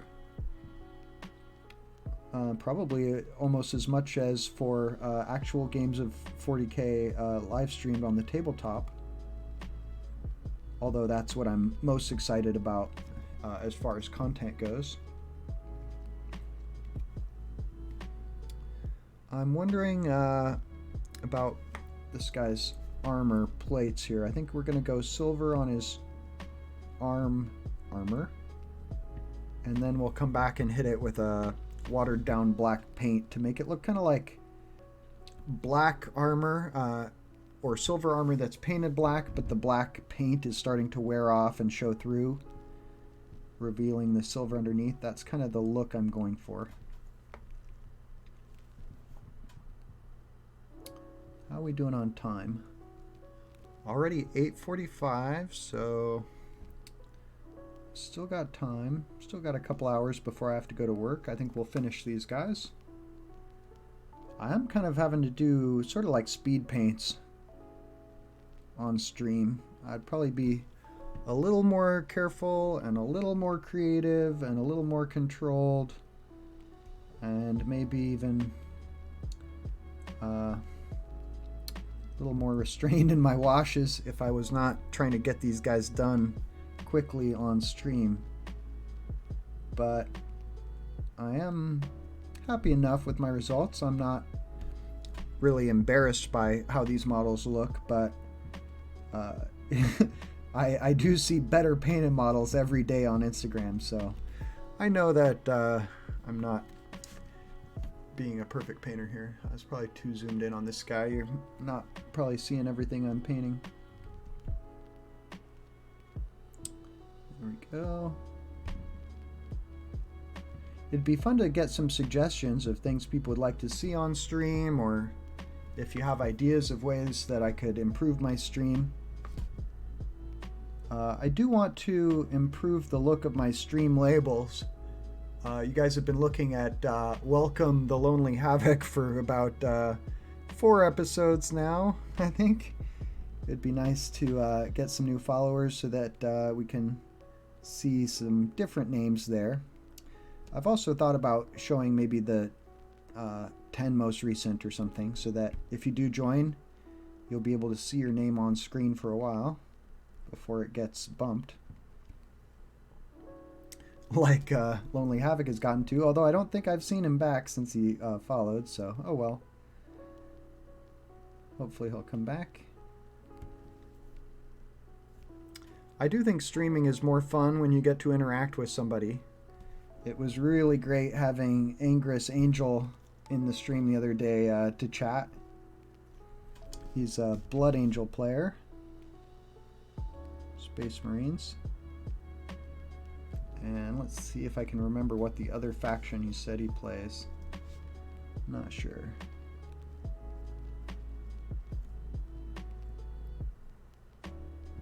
Alright, getting the silver blocked in here.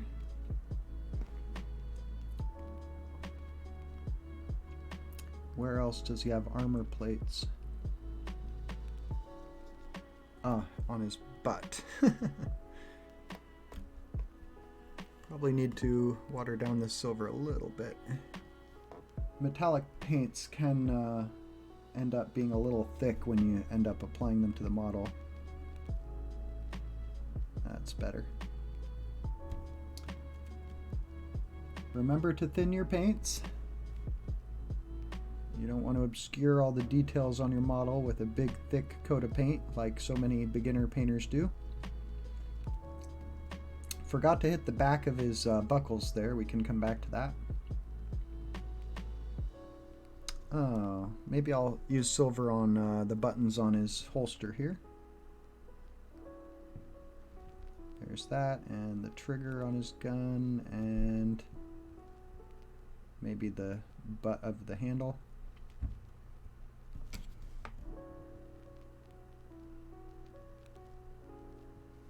Let's do that on this other guy too. Oh, he has a different style.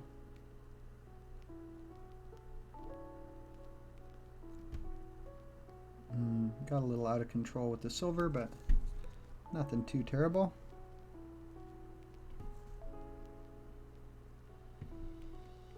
I mentioned my streaming to my coworker and the construction job I'm doing. He's been encouraging too. His name's Steve. Been really good to work with. We pretty much work as a team. Every once in a while we've had someone else helping us out, but usually it's just the two of us. So if you are in that kind of work situation, how you get along with your coworker matters a lot, and we get along really well. So that makes work fun. And he's got a ton of experience doing gutter installation, so And he also really goes out of his way to make sure that I'm safe on the job site. And if there is a part of the job that's a little bit dangerous, he like always takes that part himself and makes sure I'm following safety precautions and teaches me the different safety regulations. So that's really cool to have a coworker like that who's always looking out for you and also encouraging you and doesn't mind hearing you talk about your hobby or your goals or what you're working on your days off. So that's been cool. He gave me a tin of his mom's Chex Mix that she makes at Christmas time every year. I said I really enjoyed it, so he told his mom and he said she's making me another one. That's fun. And yeah, I'd say working construction has been surprisingly fun. For anyone who is struggling to get fit or find the motivation to go work out, having a construction job is a great way to work out because you're kind of forced to do it, and at the same time you're getting paid to do it. So I do recommend it, especially if you don't mind climbing a ladder or getting up on a roof, which can be a little bit dangerous sometimes. Oh, I'm realizing I never did paint black around this guy's base. Let's go ahead and do that now. Then I think we're going to move on to painting brown on all the like straps and leather wrappings and stuff on these guys. Oh, maybe I will paint...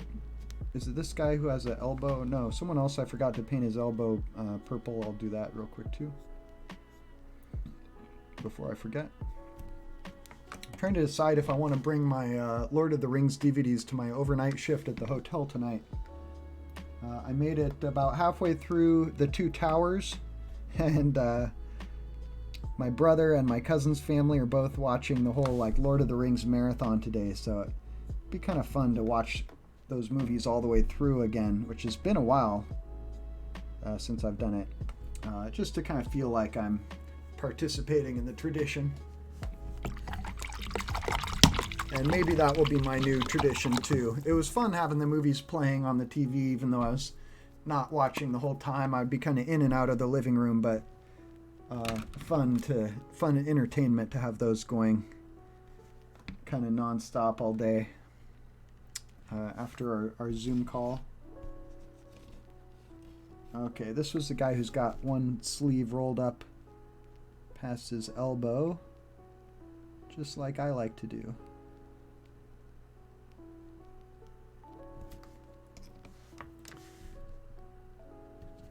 Well, this is going to be cool to finish these guys because I'll actually be done with all of my Weirdvane Psykers. I believe these guys have a minimum squad size of 3 and a maximum squad size of 9, and I'm going to have a total of 9 of them painted, so that'll be cool. I can run the maximum number. Let's see, at least one of these guys has some claws and is holding a skull. I want to do those white. And white always takes a long time to dry, so I think I'll just go ahead and block those in next real quick. Using my layer brush small here, and the paint I'm using is White Scar. Shout out to my cousin Nick. Said he's been watching my streams and finding them encouraging. I don't know if he was watching on YouTube or on Twitch, but that was really fun to hear. And he's been playing Dungeons and Dragons with his kids, so that's really fun. I love D&D. My older brother got me into Dungeons and Dragons. He was 10 years older than me. So when I was about 8 years old, he was going off to college. He was 18, and I inherited pretty much all of his Dungeons and Dragons stuff.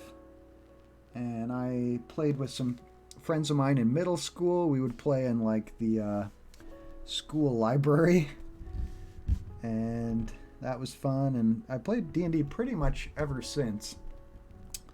One of the most memorable games I had was after college. I was working as a video game animator. That's kind of what my formal training is in.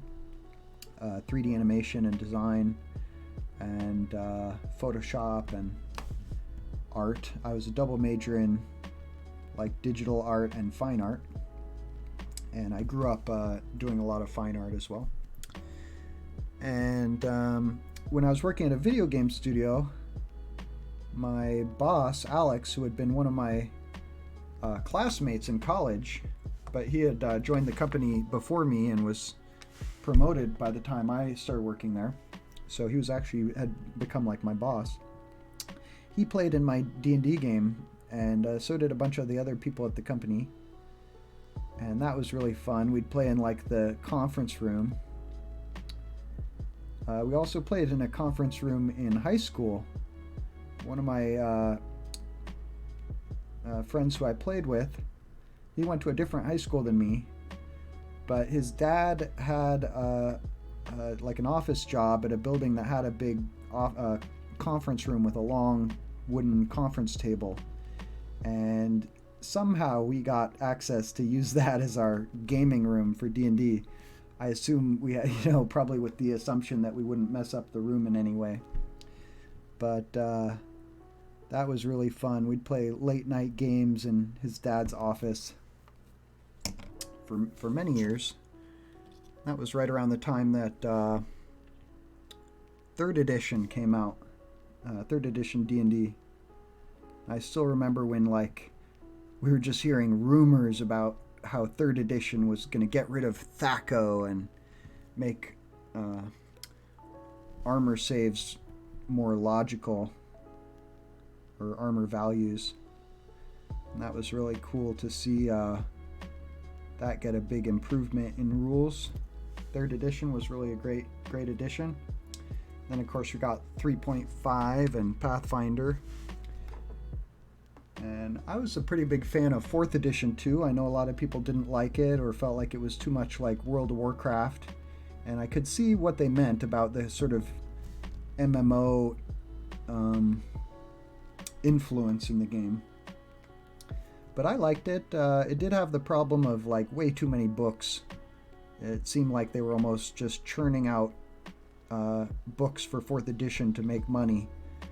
But I bought them all like a sucker. I still have a whole shelf full of 4th edition D&D books in my condo here. And that would be really cool to get a D&D game going again. I do feel like my top priority is to get some Warhammer games streamed. But it doesn't mean you couldn't play Dungeons & Dragons every other week or something like that. Or once a month. My condo is a good place for it. I've got a great living room with all my Dungeons & Dragons miniatures on a display shelf with LED lights. And a couple couches and a coffee table.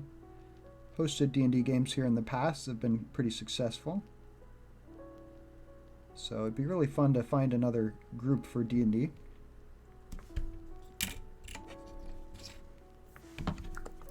Always seem to be a lot of people who are looking to learn D&D or get into a group or get back into it. All right, let's take a look at how these guys are coming along here. Zoom out a bit. Well, this is about how they're looking right now. What do we want to paint next? Brown, I think, was what I said. And my XV88 brown has been really getting kind of dry and empty, so I'm going to switch to the Gorthor brown. And this is actually a layer paint, but it seemed to have pretty good coverage. I think it's going to work just fine for our purposes. And I will be using a Agrax Earthshade wash on it. Hey, it's 9 o'clock. Stream did start a few minutes late due to technical difficulties, but we've been at this about 2 hours. And we're making good progress, almost ready to start ink washing these guys. This brown might be just about the last color we need to paint before the ink wash starts. besides a little bit of touch up here and there. Not really on camera. There we go. So the new year, hobby goals. What are yours? Find a new gaming group, play more regularly, paint more miniatures, start a gaming or hobby channel like I'm doing.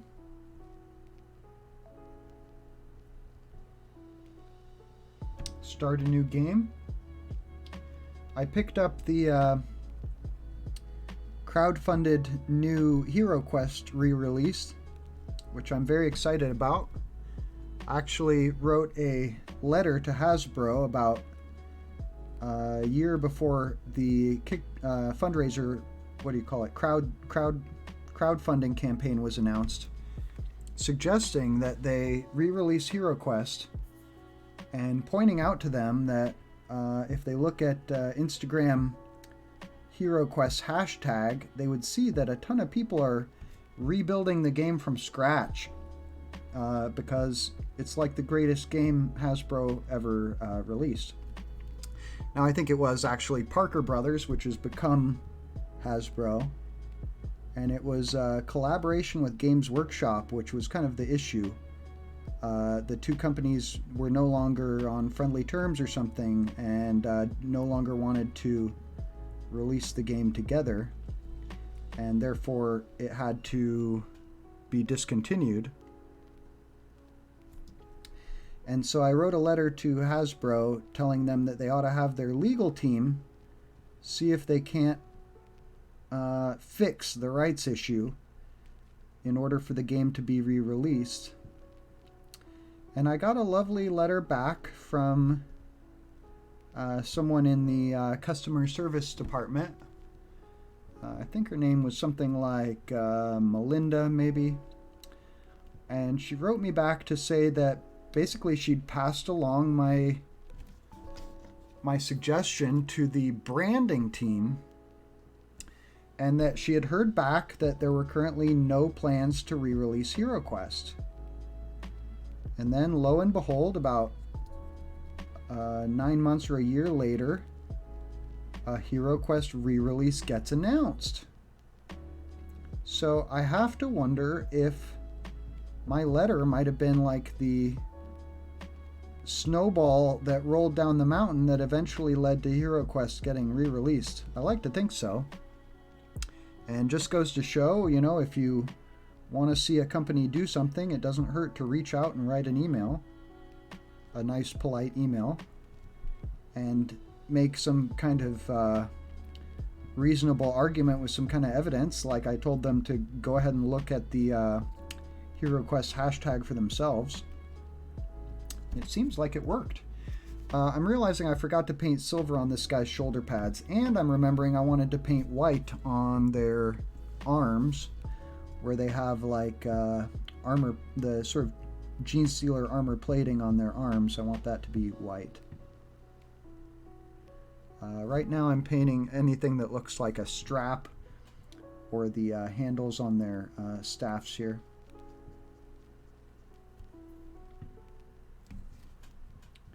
So I've got HeroQuest. I went ahead and got the mythic tier of supporter, and that came with like I think extra heroes and extra quests and all that kind of stuff. So very excited to have gotten basically the deluxe version of HeroQuest for the re-release. And it includes a new quest written by is his name Joe Manganiello, I think, the actor who's a big Dungeons and Dragons player. He's written a new quest book for the new HeroQuest, and I was able to get that. Very excited about it.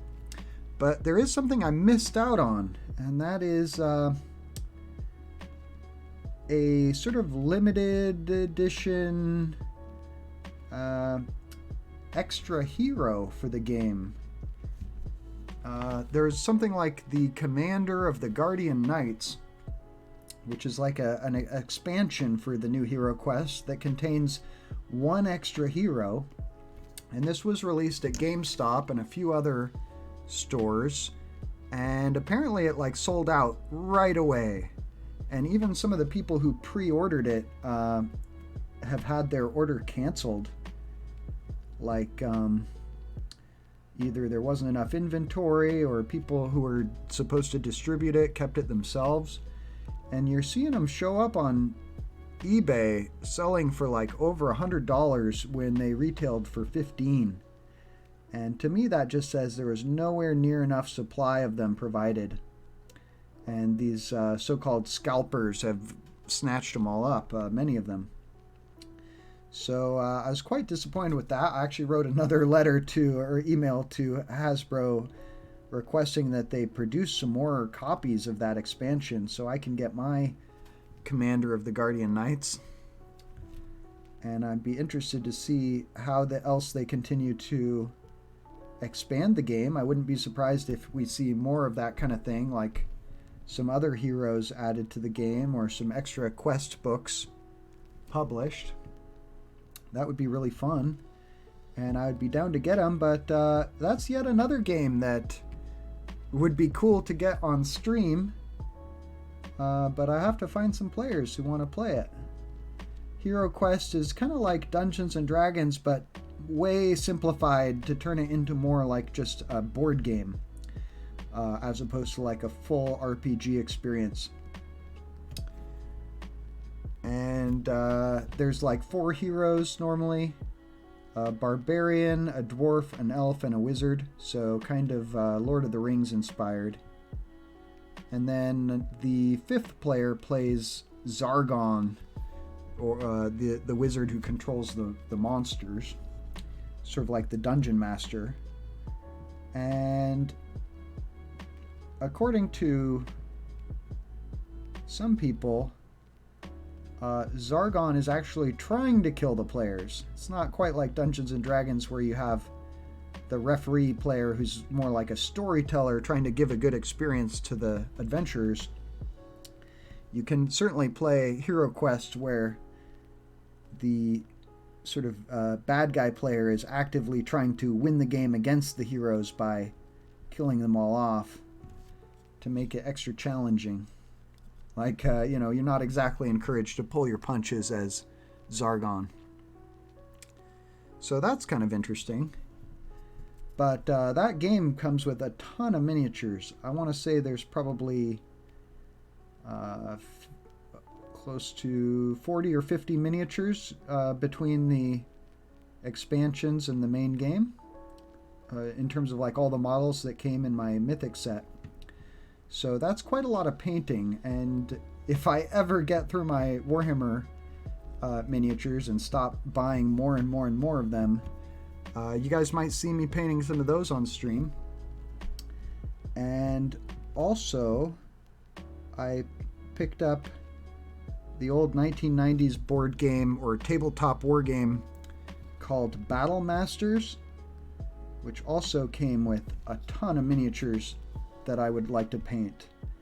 I didn't play Battle Masters a lot as a kid, but I basically took the miniatures and put them on bases and used them for other games, like Dungeons and Dragons. But I thought it would be cool as an adult to track down a copy of it and actually paint the miniatures up and actually play the game as it was intended to be played, just kind of for fun and partly for nostalgia reasons.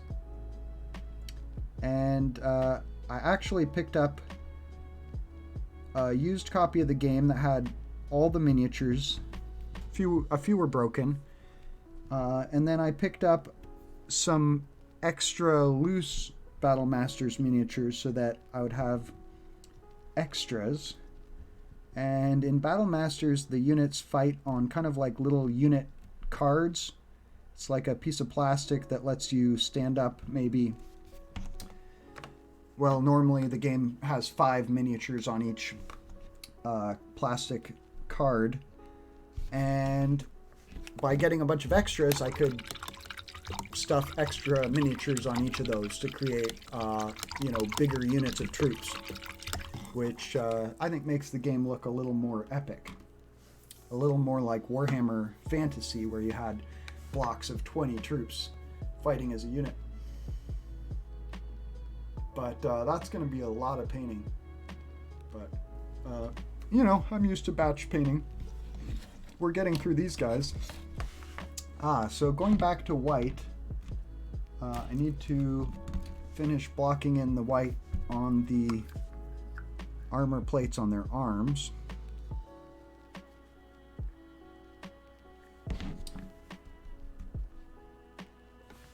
Got my paint nicely watered down. All right, so like this guy, he has his forearm showing. His upper arm, I'm going to leave that gray. It's going to be a sleeve of his jacket. But down here, this is like armor plate on his arm. There, you can see what I'm talking about. I decided my Genestealers would have white armor plates, kind of to make them look like albinos who had spent years in the darkness and turned white. Like, you know, you always see those subterranean insects and stuff that are white. Because they, I don't know why, because they live in darkness. Not sure what it is about living in the dark that makes insects and stuff turn white.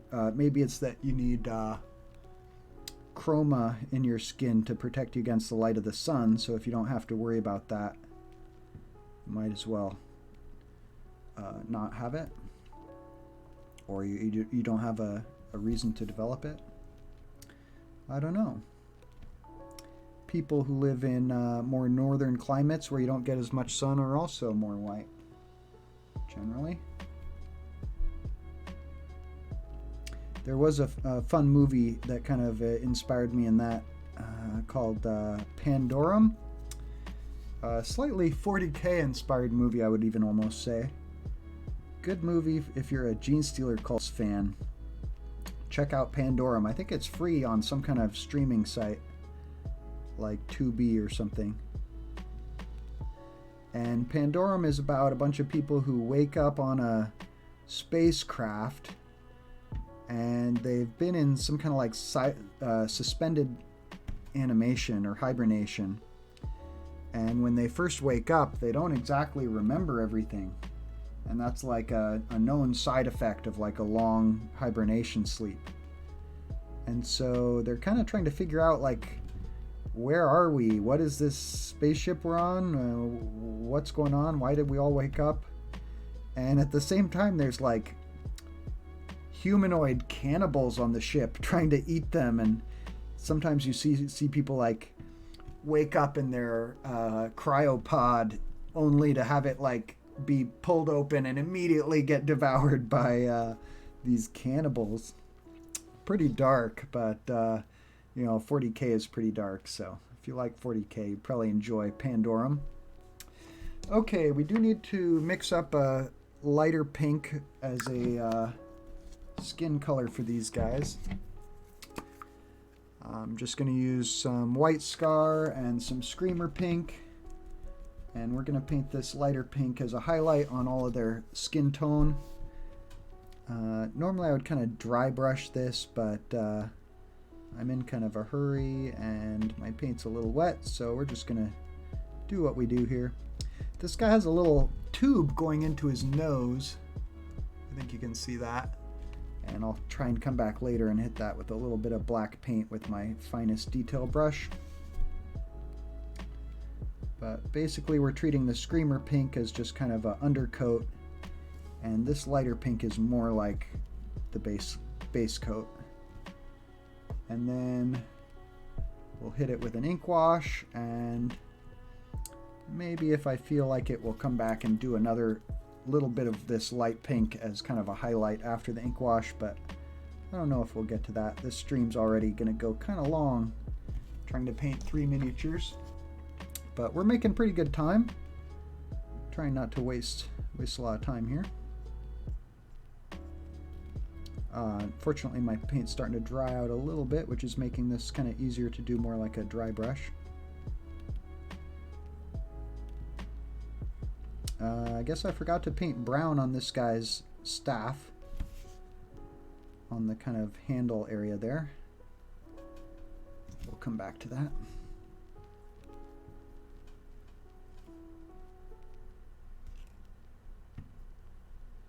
This is looking a little more like a dry brush now. So is it going to be Orc Week next week, I'm thinking? Try and paint my 2 Dakajets proxies and my Mech Gun proxy. That would be fun. I'm really looking forward to painting those Orc X-Wings as Dakajets. I play Goths for my Orcs. So most of my vehicles are painted black, but with like some checkerboard patterns as kind of like what's the word, point of interest. And that goes pretty quick, so I think it wouldn't be out of the question to finish a whole vehicle in one stream.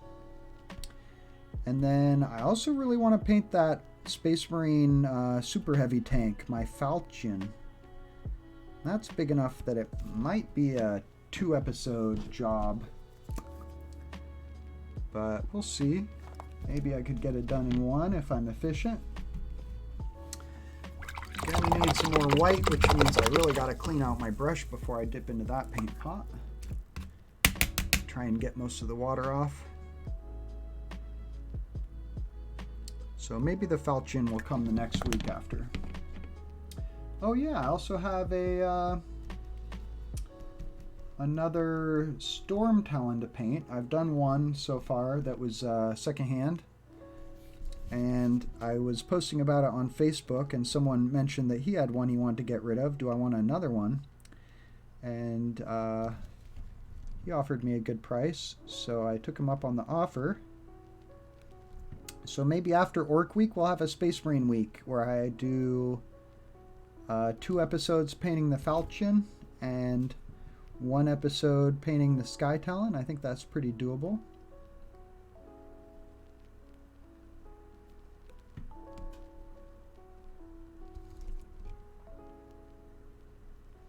That sounds like a good plan.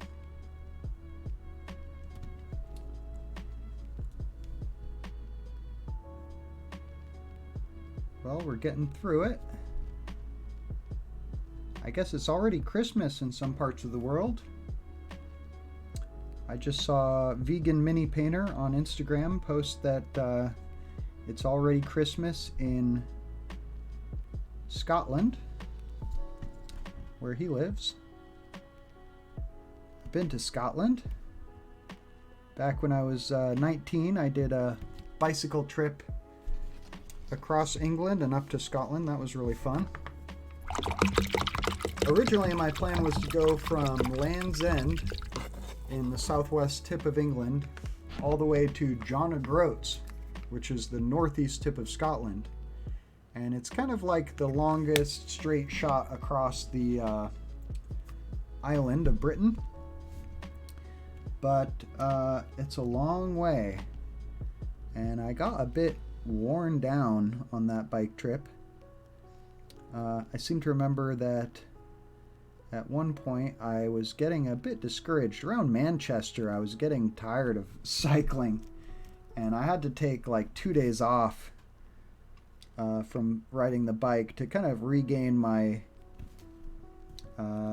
enthusiasm and get back on the bike and keep going. I was thinking about cutting the trip short, but in the end what I decided to do was just not go quite as far.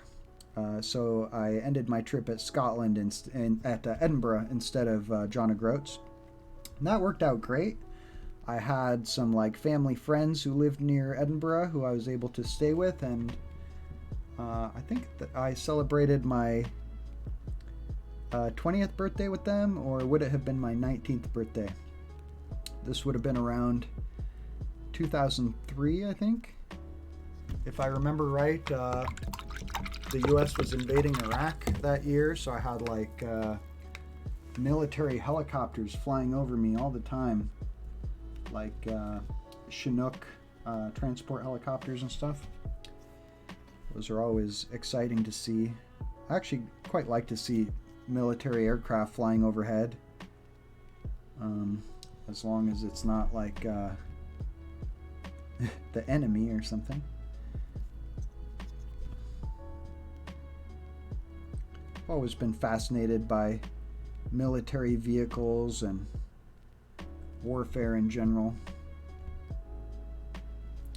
but not fascinated enough to join the military. I didn't really want to participate in the wars that the US has been involved in in my lifetime. I'm thankful that I didn't get drafted. I mean, not that there was one, but I'm glad there hasn't been.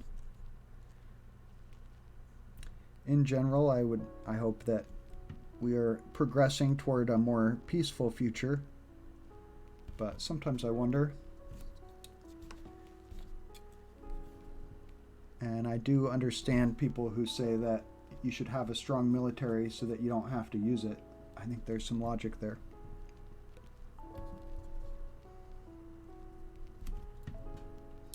And I have had family members serve in the military, my ancestors. I'm very proud that my grandfather participated in the D-Day invasion. Grandpa Bert was on board a minesweeper vessel that was clearing mines out of the water the whole morning of D-Day, so that later in the day the troop ships and landing craft could actually make it to the beach. And he almost got blown up. At one point, the captain, or I guess a spotter at the front of the ship, saw mines ahead of the ship on the left and the right. And the captain, I think, had no choice but to try to steer the ship in between the two two ocean mines. I think they were magnetic mines. And it was a wooden boat, and they were able to squeeze between the mines, which scraped along both sides of the boat but didn't go off. And that very easily could have been the end of his life right there. And I had a great uncle, Thor, who fought in the Battle of the Bulge. He was in the army, and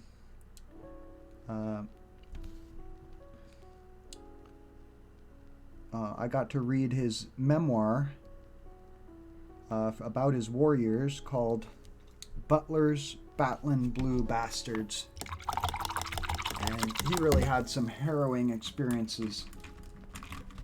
And at one point, they were under attack by all kinds of German infantry and armored vehicles. And apparently Hitler had personally ordered that their formation was to be overrun and destroyed at any cost. And yet they were able to fight off the German attack again and again and survive. Really amazing stuff. And I'm grateful to everybody who serves with honor.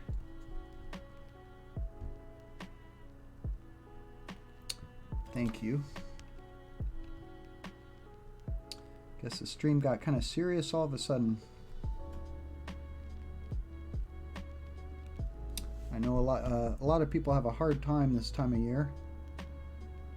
I've seen a lot of hobby streamers who are streaming today to say, hey, if you're alone on the holidays, you don't have to feel alone. Come hang out in a hobby stream with me, and we'll chat about hobby and have a good time and feel good. I think that's really nice. Sense of community and friendship is really a big part of why I'm here and why I'm doing this. I do definitely see the value in it.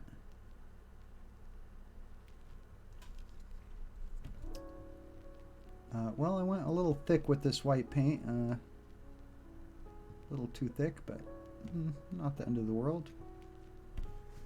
I'm not really a harsh judge of my own painting, you know. I recognize that I could do better.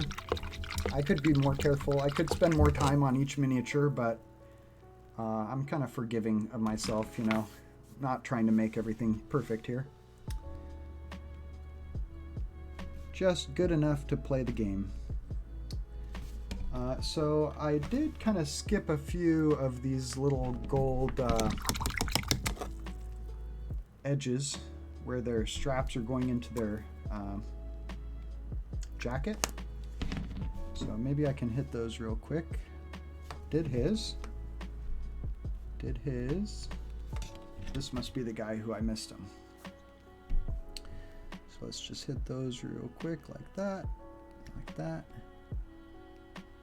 There we go, and almost done. Oh, and I think I also forgot to do the back of his tabs on his jacket. His little buckles. So let's just hit those real quick. I kind of loaded my brush up with a ton of paint. Using my smallest brush here for these tiny little details. Again, I got some stuff I can't really reach with the brush, so I'm just going to ignore it. Did I get the front of all their belt buckles? Yes, yes. Yes, okay. Well, I think we're about ready to start... Oh, before I get into ink wash on these guys, or shading, I noticed one of them has the little windows on his wrists where you can see like through the armor plating, his like Genestealer armor plates. I wanted to paint pink in that little slot there, so I guess that's gonna be this guy. And I just wanted to come in and do some pink right in there and in there. Oof, my brush is getting split tip. That's no good. To fix that, I just kind of drag it along the surface of my paint mixing palette and twist the brush. And that can help it get back to a nice straight tip. All right, there we go. Let's move that guy to the back of the line for purposes of ink wash. And let's start getting some shade on these guys. We're going to be using the Agraxer shade. There it is, my favorite shade paint. And we definitely don't want to tip over the pot because this one is full. That would be a huge waste. So we're going to go kind of heavy with this, and we're painting it all over their jacket, and we're going to hit the gold with this, the brown, and the gray. Oh, I know what I forgot is where I had silver armor plates that I wanted to have kind of blackened with some watered down black.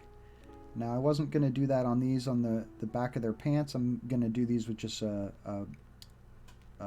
Nuln Oil shade.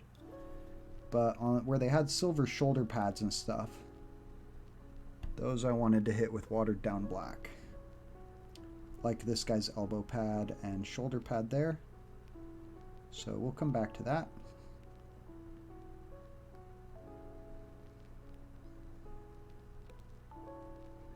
Basically just trying to go around all the metal plates here.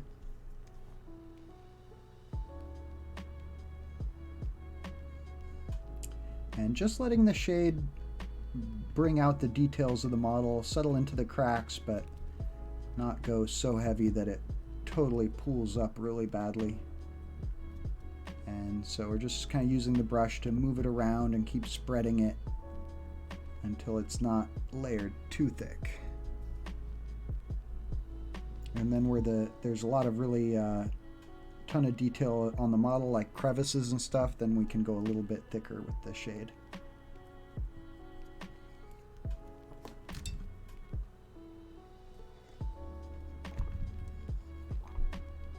And where it does really pool up, you can just kind of use that as like a little well to draw ink out of with your brush. Just keep spreading it around onto the areas I haven't hit yet. And ideally, rather than let it pool up and get really dark, you'd be better off doing two layers or two coats. Two coats on his coat.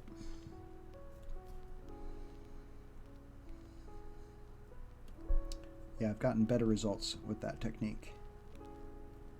2 coats are better than 1 as a general rule. And that goes for shades as well.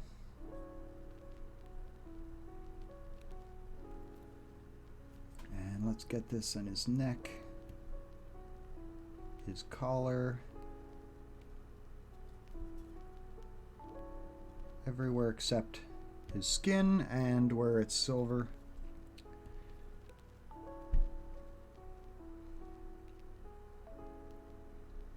And I can go pretty heavy with it up on his gold icon too. Let's do that.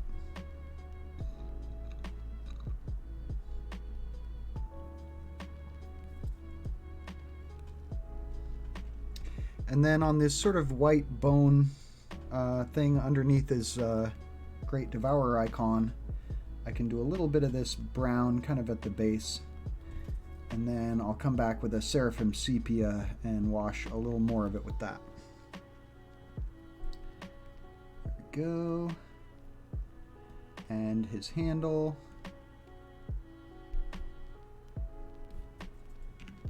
Shading is using a shade paint is a real easy way to bring out details on the model. Definitely recommend it for the most part. Or you can use the contrast paints. The Games Workshop contrast paints are basically a layer paint and a shade combined. So instead of having to first apply a base coat and then come back and apply a shade, you just kind of slop the paint on and it does both jobs at once.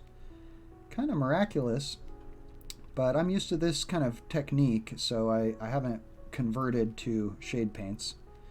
I'm not really tempted to either. I feel like you have a little more control with this style or this technique, although it does take a little bit longer since you're coming back and hitting all parts of the model twice. Alright, well that's ink wash done on this guy. Continuing to just kind of spread it out a little bit more, even though it's kind of starting to dry, so let's maybe leave that for now. So hard to stop. Okay, moving on to the next guy. And I'm not applying the wash to the base. I'm going to go ahead and leave that with kind of a flat matte look. It's fine. Maybe I should be using a bigger brush for this. It's going to go a little faster with this Pagoda number 4 brush. Yeah, much faster. But then again, this brush is bigger. It carries a larger load of paint, so it's easier to kind of get it where you don't want it also. Could be a little more careful. But I have a tendency to be kind of sloppy with my shades, and I'm kind of fine with that. It's my style. So be it.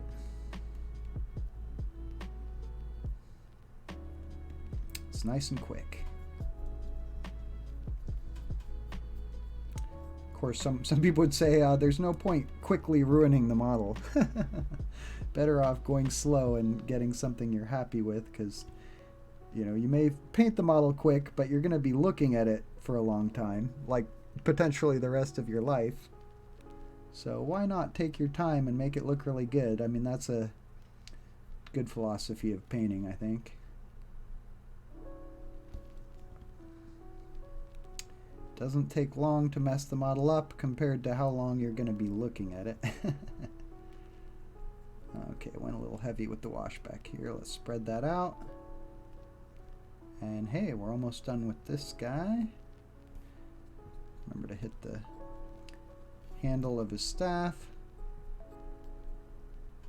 I like how that brings out those details. And let's get the head of his staff.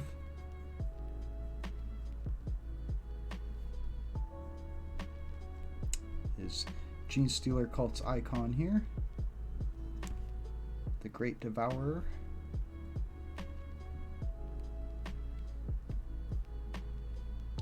And the bottom, the butt of his staff. Make sure it's not puddling and pooling too badly. Unfortunately, the ink wash does tend to look a little bit glossy when it pools up, which isn't always the effect you're really wanting. I mean, it's not bad on armor for it to look glossy, but it's maybe not the look I'm going for on a jacket. Well, if we hit his whole jacket and his icon, that might be about good on him. I like the color of that gray with the Agrax on it. Am I keeping these guys centered? I got no idea. I haven't been watching my my own stream enough here.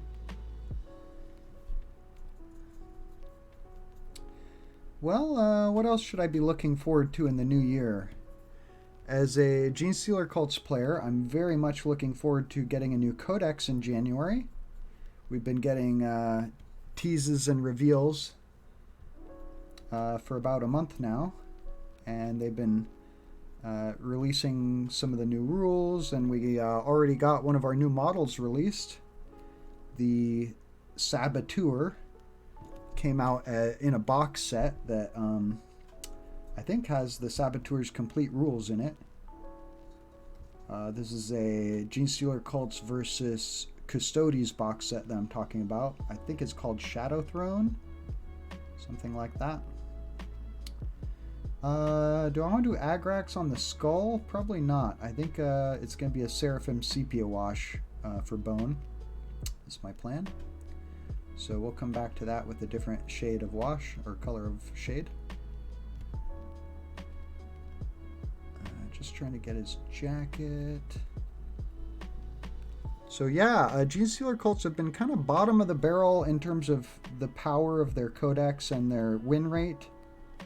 So it will be good to see them get a shot in the arm from a new codex. Usually new codex will kind of jump a faction to the top of the heap in terms of power level.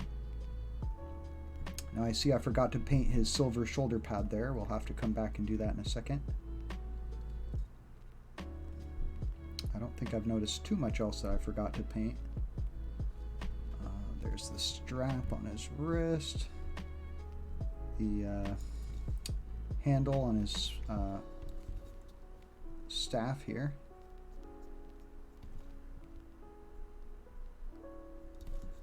There we go. Oh, and his icon. Slap a bunch of ink wash on that, flip it over and hit the other side. There we go. All right, we're getting closer. Okay. It's kind of puddling and pooling here. Let's spread that out a little bit more.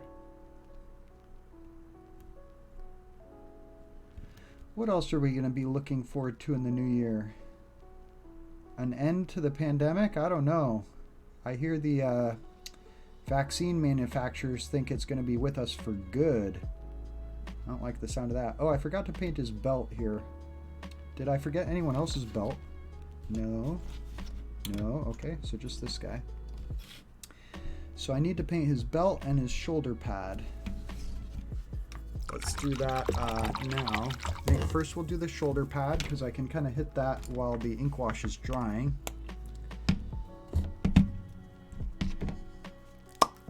Going back to Iron Hand Steel here.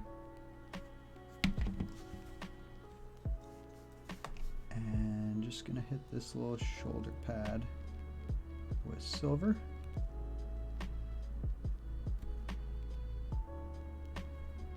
And we can go a little heavy with the paint because I'm trying to cover up where I got some gold on it by mistake.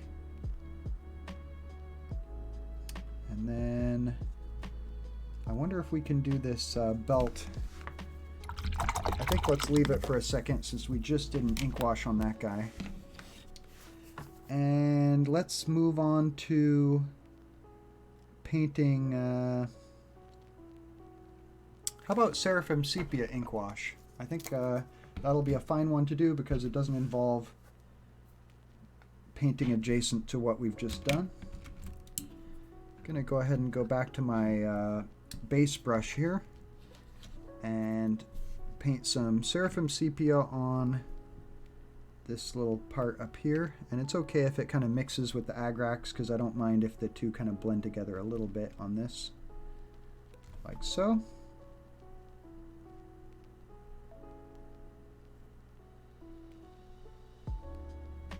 I think Just about like that is what I was going for. And then, let's see. The only other place I think, oh right, their arms where I have that white chitin. So let's do a little bit of Seraphim Sepia here, just kind of trying to make his arm look a little dirty, so it's not like pure shining white. I think I forgot to do this on my last character that had this these kind of arms. I guess it's kind of optional. So just like that. And then a little bit on the skull. Actually, I'm going to go kind of heavy on the skull with this. Bring out those details of the skull and his talons. Kind of make it look like it's shaded around the edge so you can see like shadows around his fingers kind of. And a little bit on this arm. Like so. And I think we are done with that. Looks like I forgot to put a shade on the bottom of his staff. Go ahead and do that right now. 9:42 here in my local time. I'm wondering if I can have these guys done by 10. That would give me an hour to relax before I go to my overnight shift, which would be nice, but if we're painting right up to 10:45, that'd be fine. And I can see that ink wash is really pooling on his jacket. I'm just going to try and disrupt those puddles a little bit. Just a little bit.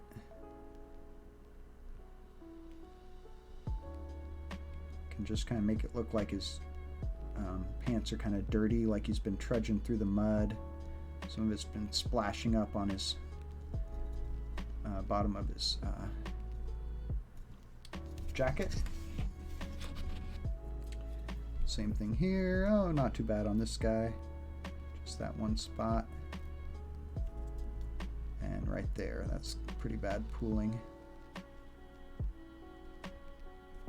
Alright. And on this guy, ooh, his is puddling really bad, so let's spread that out.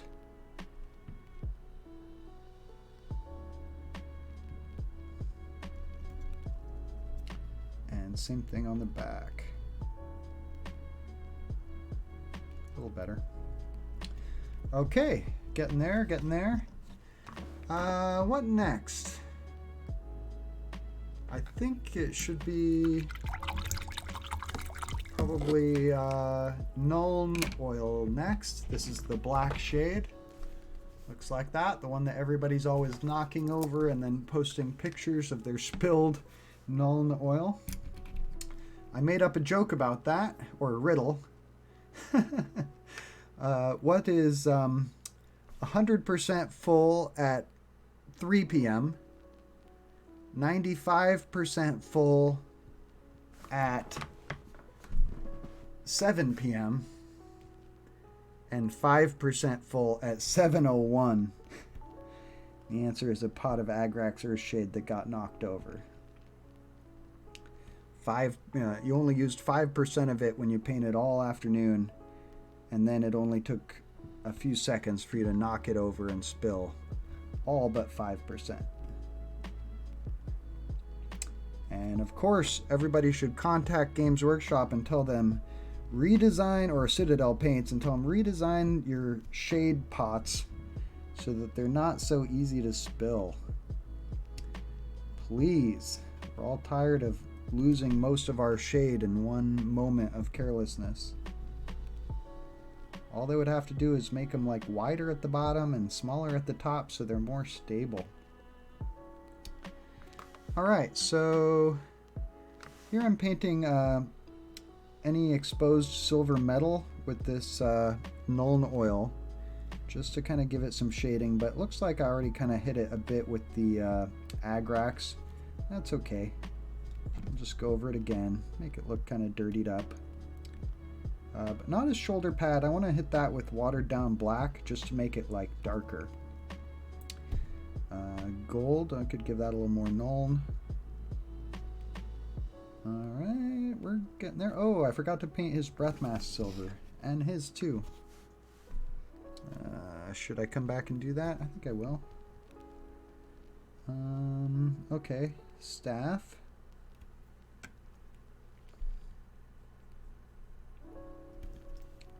Get both sides there. Let's see. Are we going to see a Warhammer TV show come out in this next year? That would be cool. Or start development. I think Henry Cavill maybe said something about doing an Eisenhorn show. That would be a good idea. I agree. I haven't read the Eisenhorn books. That's a Warhammer 40k novel series, but I've heard it's a good one. Like maybe even one of the best. Is it by Dan Abnett? I know he's one of the authors that everyone talks about with reverence, saying he writes some of the best Warhammer 40k novels. Okay. Let's see. Let's hit all this with Nuln. His pistol and his armor plates on his gloves. Looking good. And his armor plates on his shoulders and his back. We do have now Warhammer Plus where they're doing animations. I don't know how successful it's been financially, but it might be cool if it got big enough that we start to see a live action TV show on Warhammer Plus. That might be the one thing that would actually make me want to subscribe to it. I was a little bit tempted by the free miniature. If you subscribe to Warhammer Plus for 1 year, you get a free miniature, and I think there's two choices. One is like an orc or something, and the other option is a Vindicare assassin who looks absolutely awesome. It's a Vindicare assassin who's like a sniper perched in like a ruined statue. It's really quite a cool model. I think maybe my friend Mortimer might be subscribed to Warhammer Plus. I hope he is, because I really want to see that model. Okay, well, I went a little heavy with that. No, oh, we need to hit the chains with it. There we go. Oh, and his staff. There's that. Oh, and he has some like little dangly stuff on his staff that I did want to pick out. Like he has like a little vial, could be green like it's full of acid, or it could be red like it's full of blood. Those are kind of my two ideas I had for it. My shade did get a little heavy here at the bottom of the icon. I pulled that out with my brush. And I went a bit heavy on the chains, but that's okay. Alright, getting there. Maybe we could do a little bit of Nuln Oil on this just to darken it up a bit. Next I'm thinking probably time to do ink wash on their faces. This is good. Oh, or shall I do the watered down black on their armor plates? Neither of the above. Let's do that belt I forgot. Going back to Gorthor Brown. Let's find the guy who's missing his belt. Here he is. Doesn't take long, just a couple seconds. There we go. Now he's got a brown belt. Okay. So, watered down black on their shoulder pads and armor.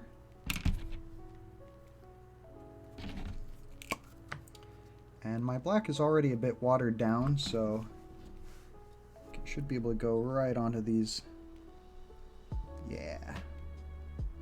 Believe it or not, this is what I'm going for. Maybe that's a bit dark. Well, that's all right. Let's just move the paint to the back a bit. There we go. And he also has maybe that's it for him. This guy, same thing. Open that paint back up. Get a little bit more water in there. And let's Let's do this shoulder pad. Yeah, just like that, where so there's like a little bit of silver showing around the edge. That's what I'm looking for. Okay, done. Maybe there. Nah. Okay, and moving on to this guy. He's got the most shoulder and arm armor. There's black on one side, and on the other we're just going to kind of go crazy with the black here. And this is kind of going to conceal the fact that he's got a dark Eldar arm, because it's just going to be kind of dark. People won't really notice it as much. Not that he can't be wearing armor from a dark Eldar. They are kind of present in the campaign setting that we've been playing, because I play both factions, so he could easily have harvested this armor from a dead Drukhari. Totally within the realm of possibility in the lore of the game. Okay, I'm happy with that. That's kind of what I was going for with the black armor. Let's see, I'll zoom in so you can see what I'm talking about. And the watered down black acts a lot like an ink wash there. Looks like the ink wash did go a little crazy on his hand. Let's see if I can fix that just a little bit. Nope, not really. But not a big deal. Okay, well, next up, let's do ink wash on the skin. So we're going to be using Carroburg Crimson.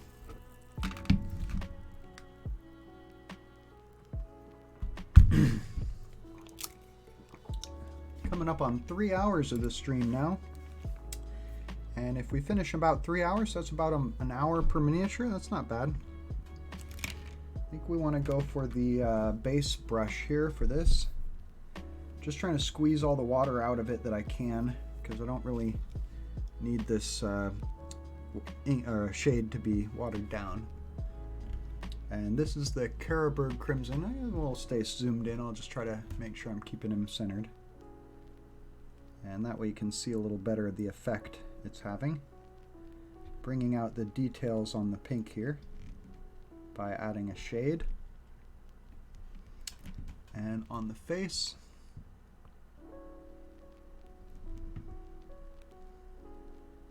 gives him some nice shadowing in his eye sockets. Not going to bother painting these guys' eyes. I could always come back and do that later. And I'm not really trying to get a lot of shade on the top of the head. Might even just kind of give it a little wipe with my finger, because I want the top of the head to look like it's being hit with the light. About like that. And let's get his other hand. Just like so. Okay, that's ink wash on his flesh. We'll let that dry. Moving on to the next. Same thing. I like how it makes the details just pop out immediately. It's really fun. It's almost like magic. Making him angry. It's like the opposite of Bob Ross. Let's make an angry little guy. Bob Ross always painting happy trees. In Warhammer, we paint angry Marines.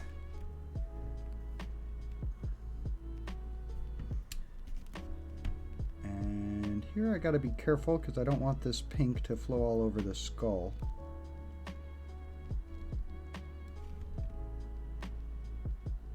Or his wrist. There we go. Not bad. Okay, there's ink wash down on him. I think maybe I went a little heavy on the face. Let's pull some out with the brush. Just touch it a couple times to soak up some of the ink. There we go. Alright, he's looking fun. And one left. Man, we're close to done with these guys. This guy doesn't have a whole lot of exposed skin. I do want to come back and paint their little nose tubes. I don't really understand. Why do they all have nose tubes? What's that about? Is how they breathe? It's something. It's like a feature of Gene Sealer cult neophytes. Oh, I think I get it. Maybe they are coming out of the mines, and like a nose tube is how you breathe in like a mining environment. In Warhammer, they kind of like drive home the fact that like life is horrible for the average Imperial citizen. So maybe these poor miners only get one nose tube, and that's how they have to breathe. That would be pretty terrible for hours on end, days at a time. They're trying to overthrow the oppressors, which means their cult. Okay, I forgot his elbow pad. I was planning to paint some watered down black on that, so let's do that real quick. And I'm running out of that black. Here's the elbow pad in question. I kind of missed. Let's try that again. I didn't even seem to have much paint on the brush.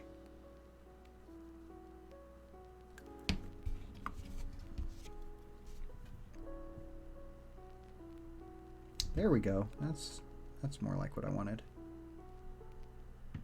And I also seem to have forgotten to get brown wash on his sleeve on the inside. And I think we can safely do that next to that shoulder pad. Not a big deal if the watered down black and the brown wash seep into each other in this case. There we go. Alright. Oh, right. They're breath masks. I forgot to put silver on a couple of those. That'll be really quick to do.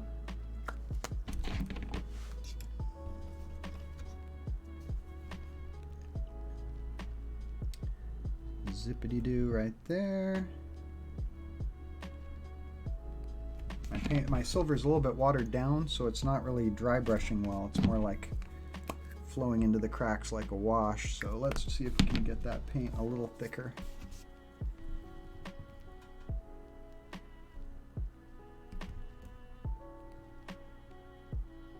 There we go.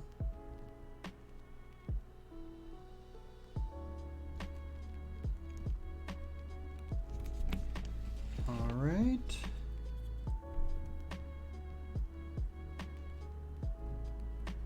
Okay, well these guys are really pretty close to done. Probably need to wait a second before I try to do their nose tubes, because I just did the shade on their face. Oh, I know. I could paint the little details hanging from this guy's icon. So he has a couple of little, what look like coins. So I'm going to go ahead and hit those with gold. Just right here and here. And can't really see those from the back. And then I have been doing the little vials as red, like blood. And that's going to be a little quicker for me to paint than mixing up a bright green to make it look like an acid or something. So I'm going to stick with that idea. Here's some more red. Here's that little vial I was talking about. How vial, okay? And then maybe I'll also paint red is for this little, what do you call that, gem he has hanging from it too. There we go. Okay, let's look over the models here and see if there's anything else besides their nose tubes that I want to paint. Looking pretty good. Looking nice and dirty.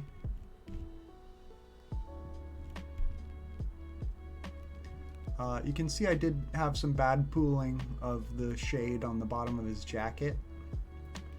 My bad. Looks like the shade kind of spilled out on his base. Let's take care of that. It's not a big problem, not a big deal, but I was going for kind of a flat, sandy, dusty kind of look on the base. And it does kind of look like the shade just kind of dripped onto it. So let's go ahead and paint over that a little bit with some just solid gray. couple spots there. Let's see if the other guys had that issue. No, not really. He did also have the pooling, but it's all right.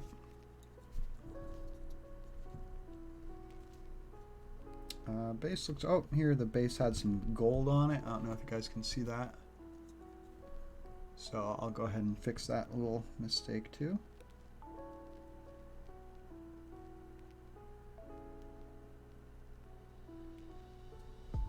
That's pretty much done it. I think I need a little more paint on the brush.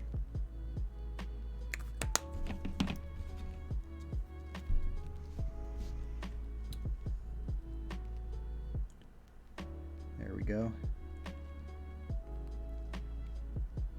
All right. Well, I think we put it off long enough. Let's paint the little black tubes going into their noses.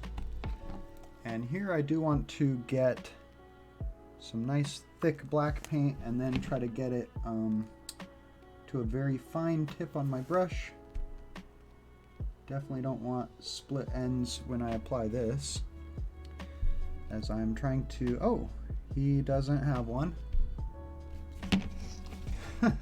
Let's zoom in really close so you guys can see how horrible this task is of trying to hit this very tiny little tube.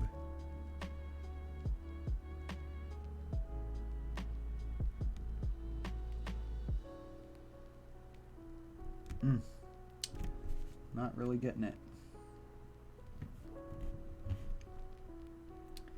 Maybe it's because the ink wash is still kind of wet. Yeah, it is. The paint's not really sticking to it. It's sliding off into the little crevice. So I might have to come back when the paint is totally dry to hit that. Well, do I want to apply a little more brown wash to their jackets? I mean, I know I was kind of heavy-handed with it, but I could maybe disguise that a little bit by adding some more. I know that sounds kind of contradictory, but I was just thinking if I apply a little more ink wash to kind of the crevices here, it will kind of hide the fact that it pooled badly in some other spots. Does that make sense? Yeah, just something like that. And then I'll lay him down so he dries like that.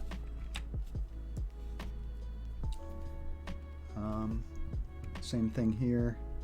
Just kind of adding some ink wash to these crevices and creases so that the ink isn't only pooled down at the bottom.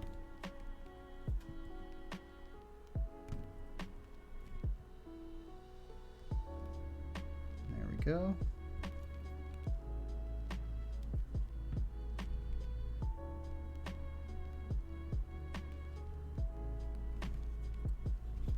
And I'll lay him on his back so it dries into the crevice or the crease.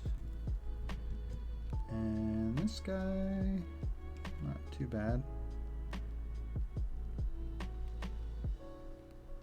There we go. And that's why I mean, like, it's better to go a little lighter on the ink wash and then do 2 coats. You can avoid some of this kind of problem right here. See how glossy and shiny that is? That's bad painting on my part. Partly from, you know, being in a hurry. It's maybe a reason not to speed paint. But by doing this, I can kind of make it look a little more intentional, maybe. Let it dry like that. All right, well, let's leave the models on their sides for a minute to let that wash kind of stabilize. And maybe I'll set up my spinner to show off the final results. Because I think these guys, we're going to call them done as far as this stream is concerned. Pretty happy with how they came out. And we are getting to the end of 2021. Boy, I think a lot of people are happy to see the year end, but are things ever going to change? Is 2022 going to be any better? I don't see the light at the end of the tunnel yet myself, but we can all just try to make the best of this time that we have. I think that's about all you can do.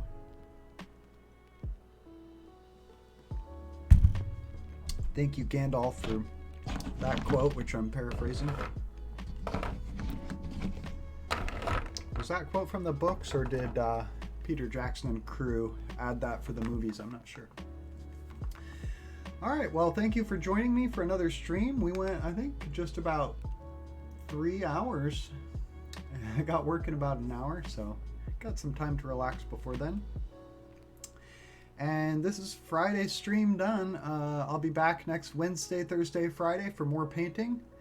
And when am I going to have my first game of Warhammer 40k streamed on the channel? Probably not till January.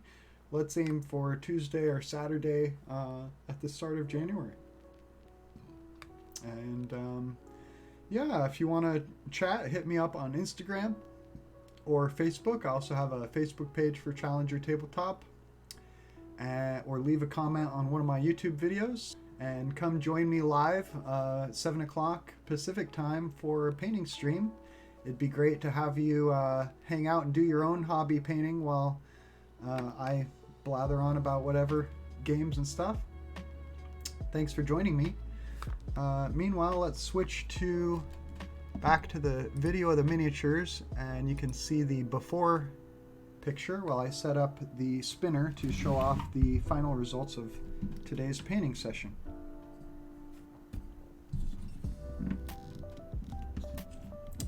Takes me a second to get it set up.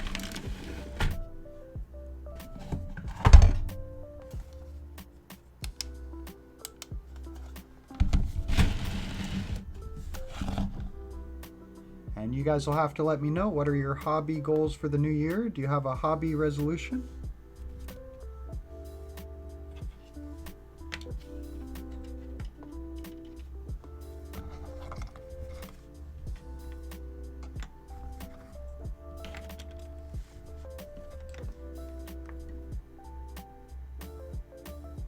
Did you have one last year and did you stick to it? One of mine is certainly stay off of eBay, at least for a few months. Can we stay off of eBay until...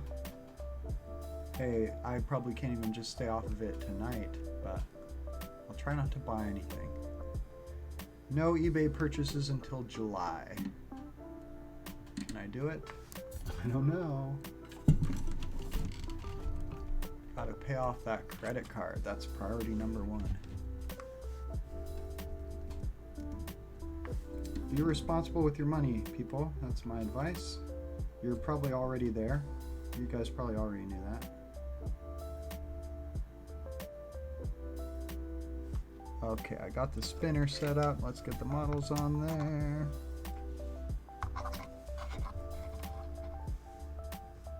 I'll adjust the camera a bit more.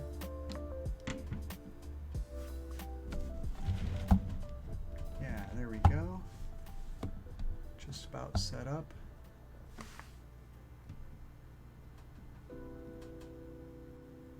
Okay, so switching back to the finished results now. Here is our Genestealer Cults, Brood Brothers, Weirdvane Psykers. That's a mouthful.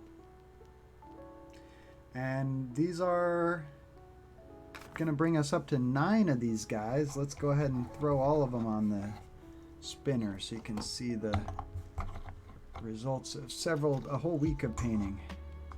Of course, one of these guys I'd already done,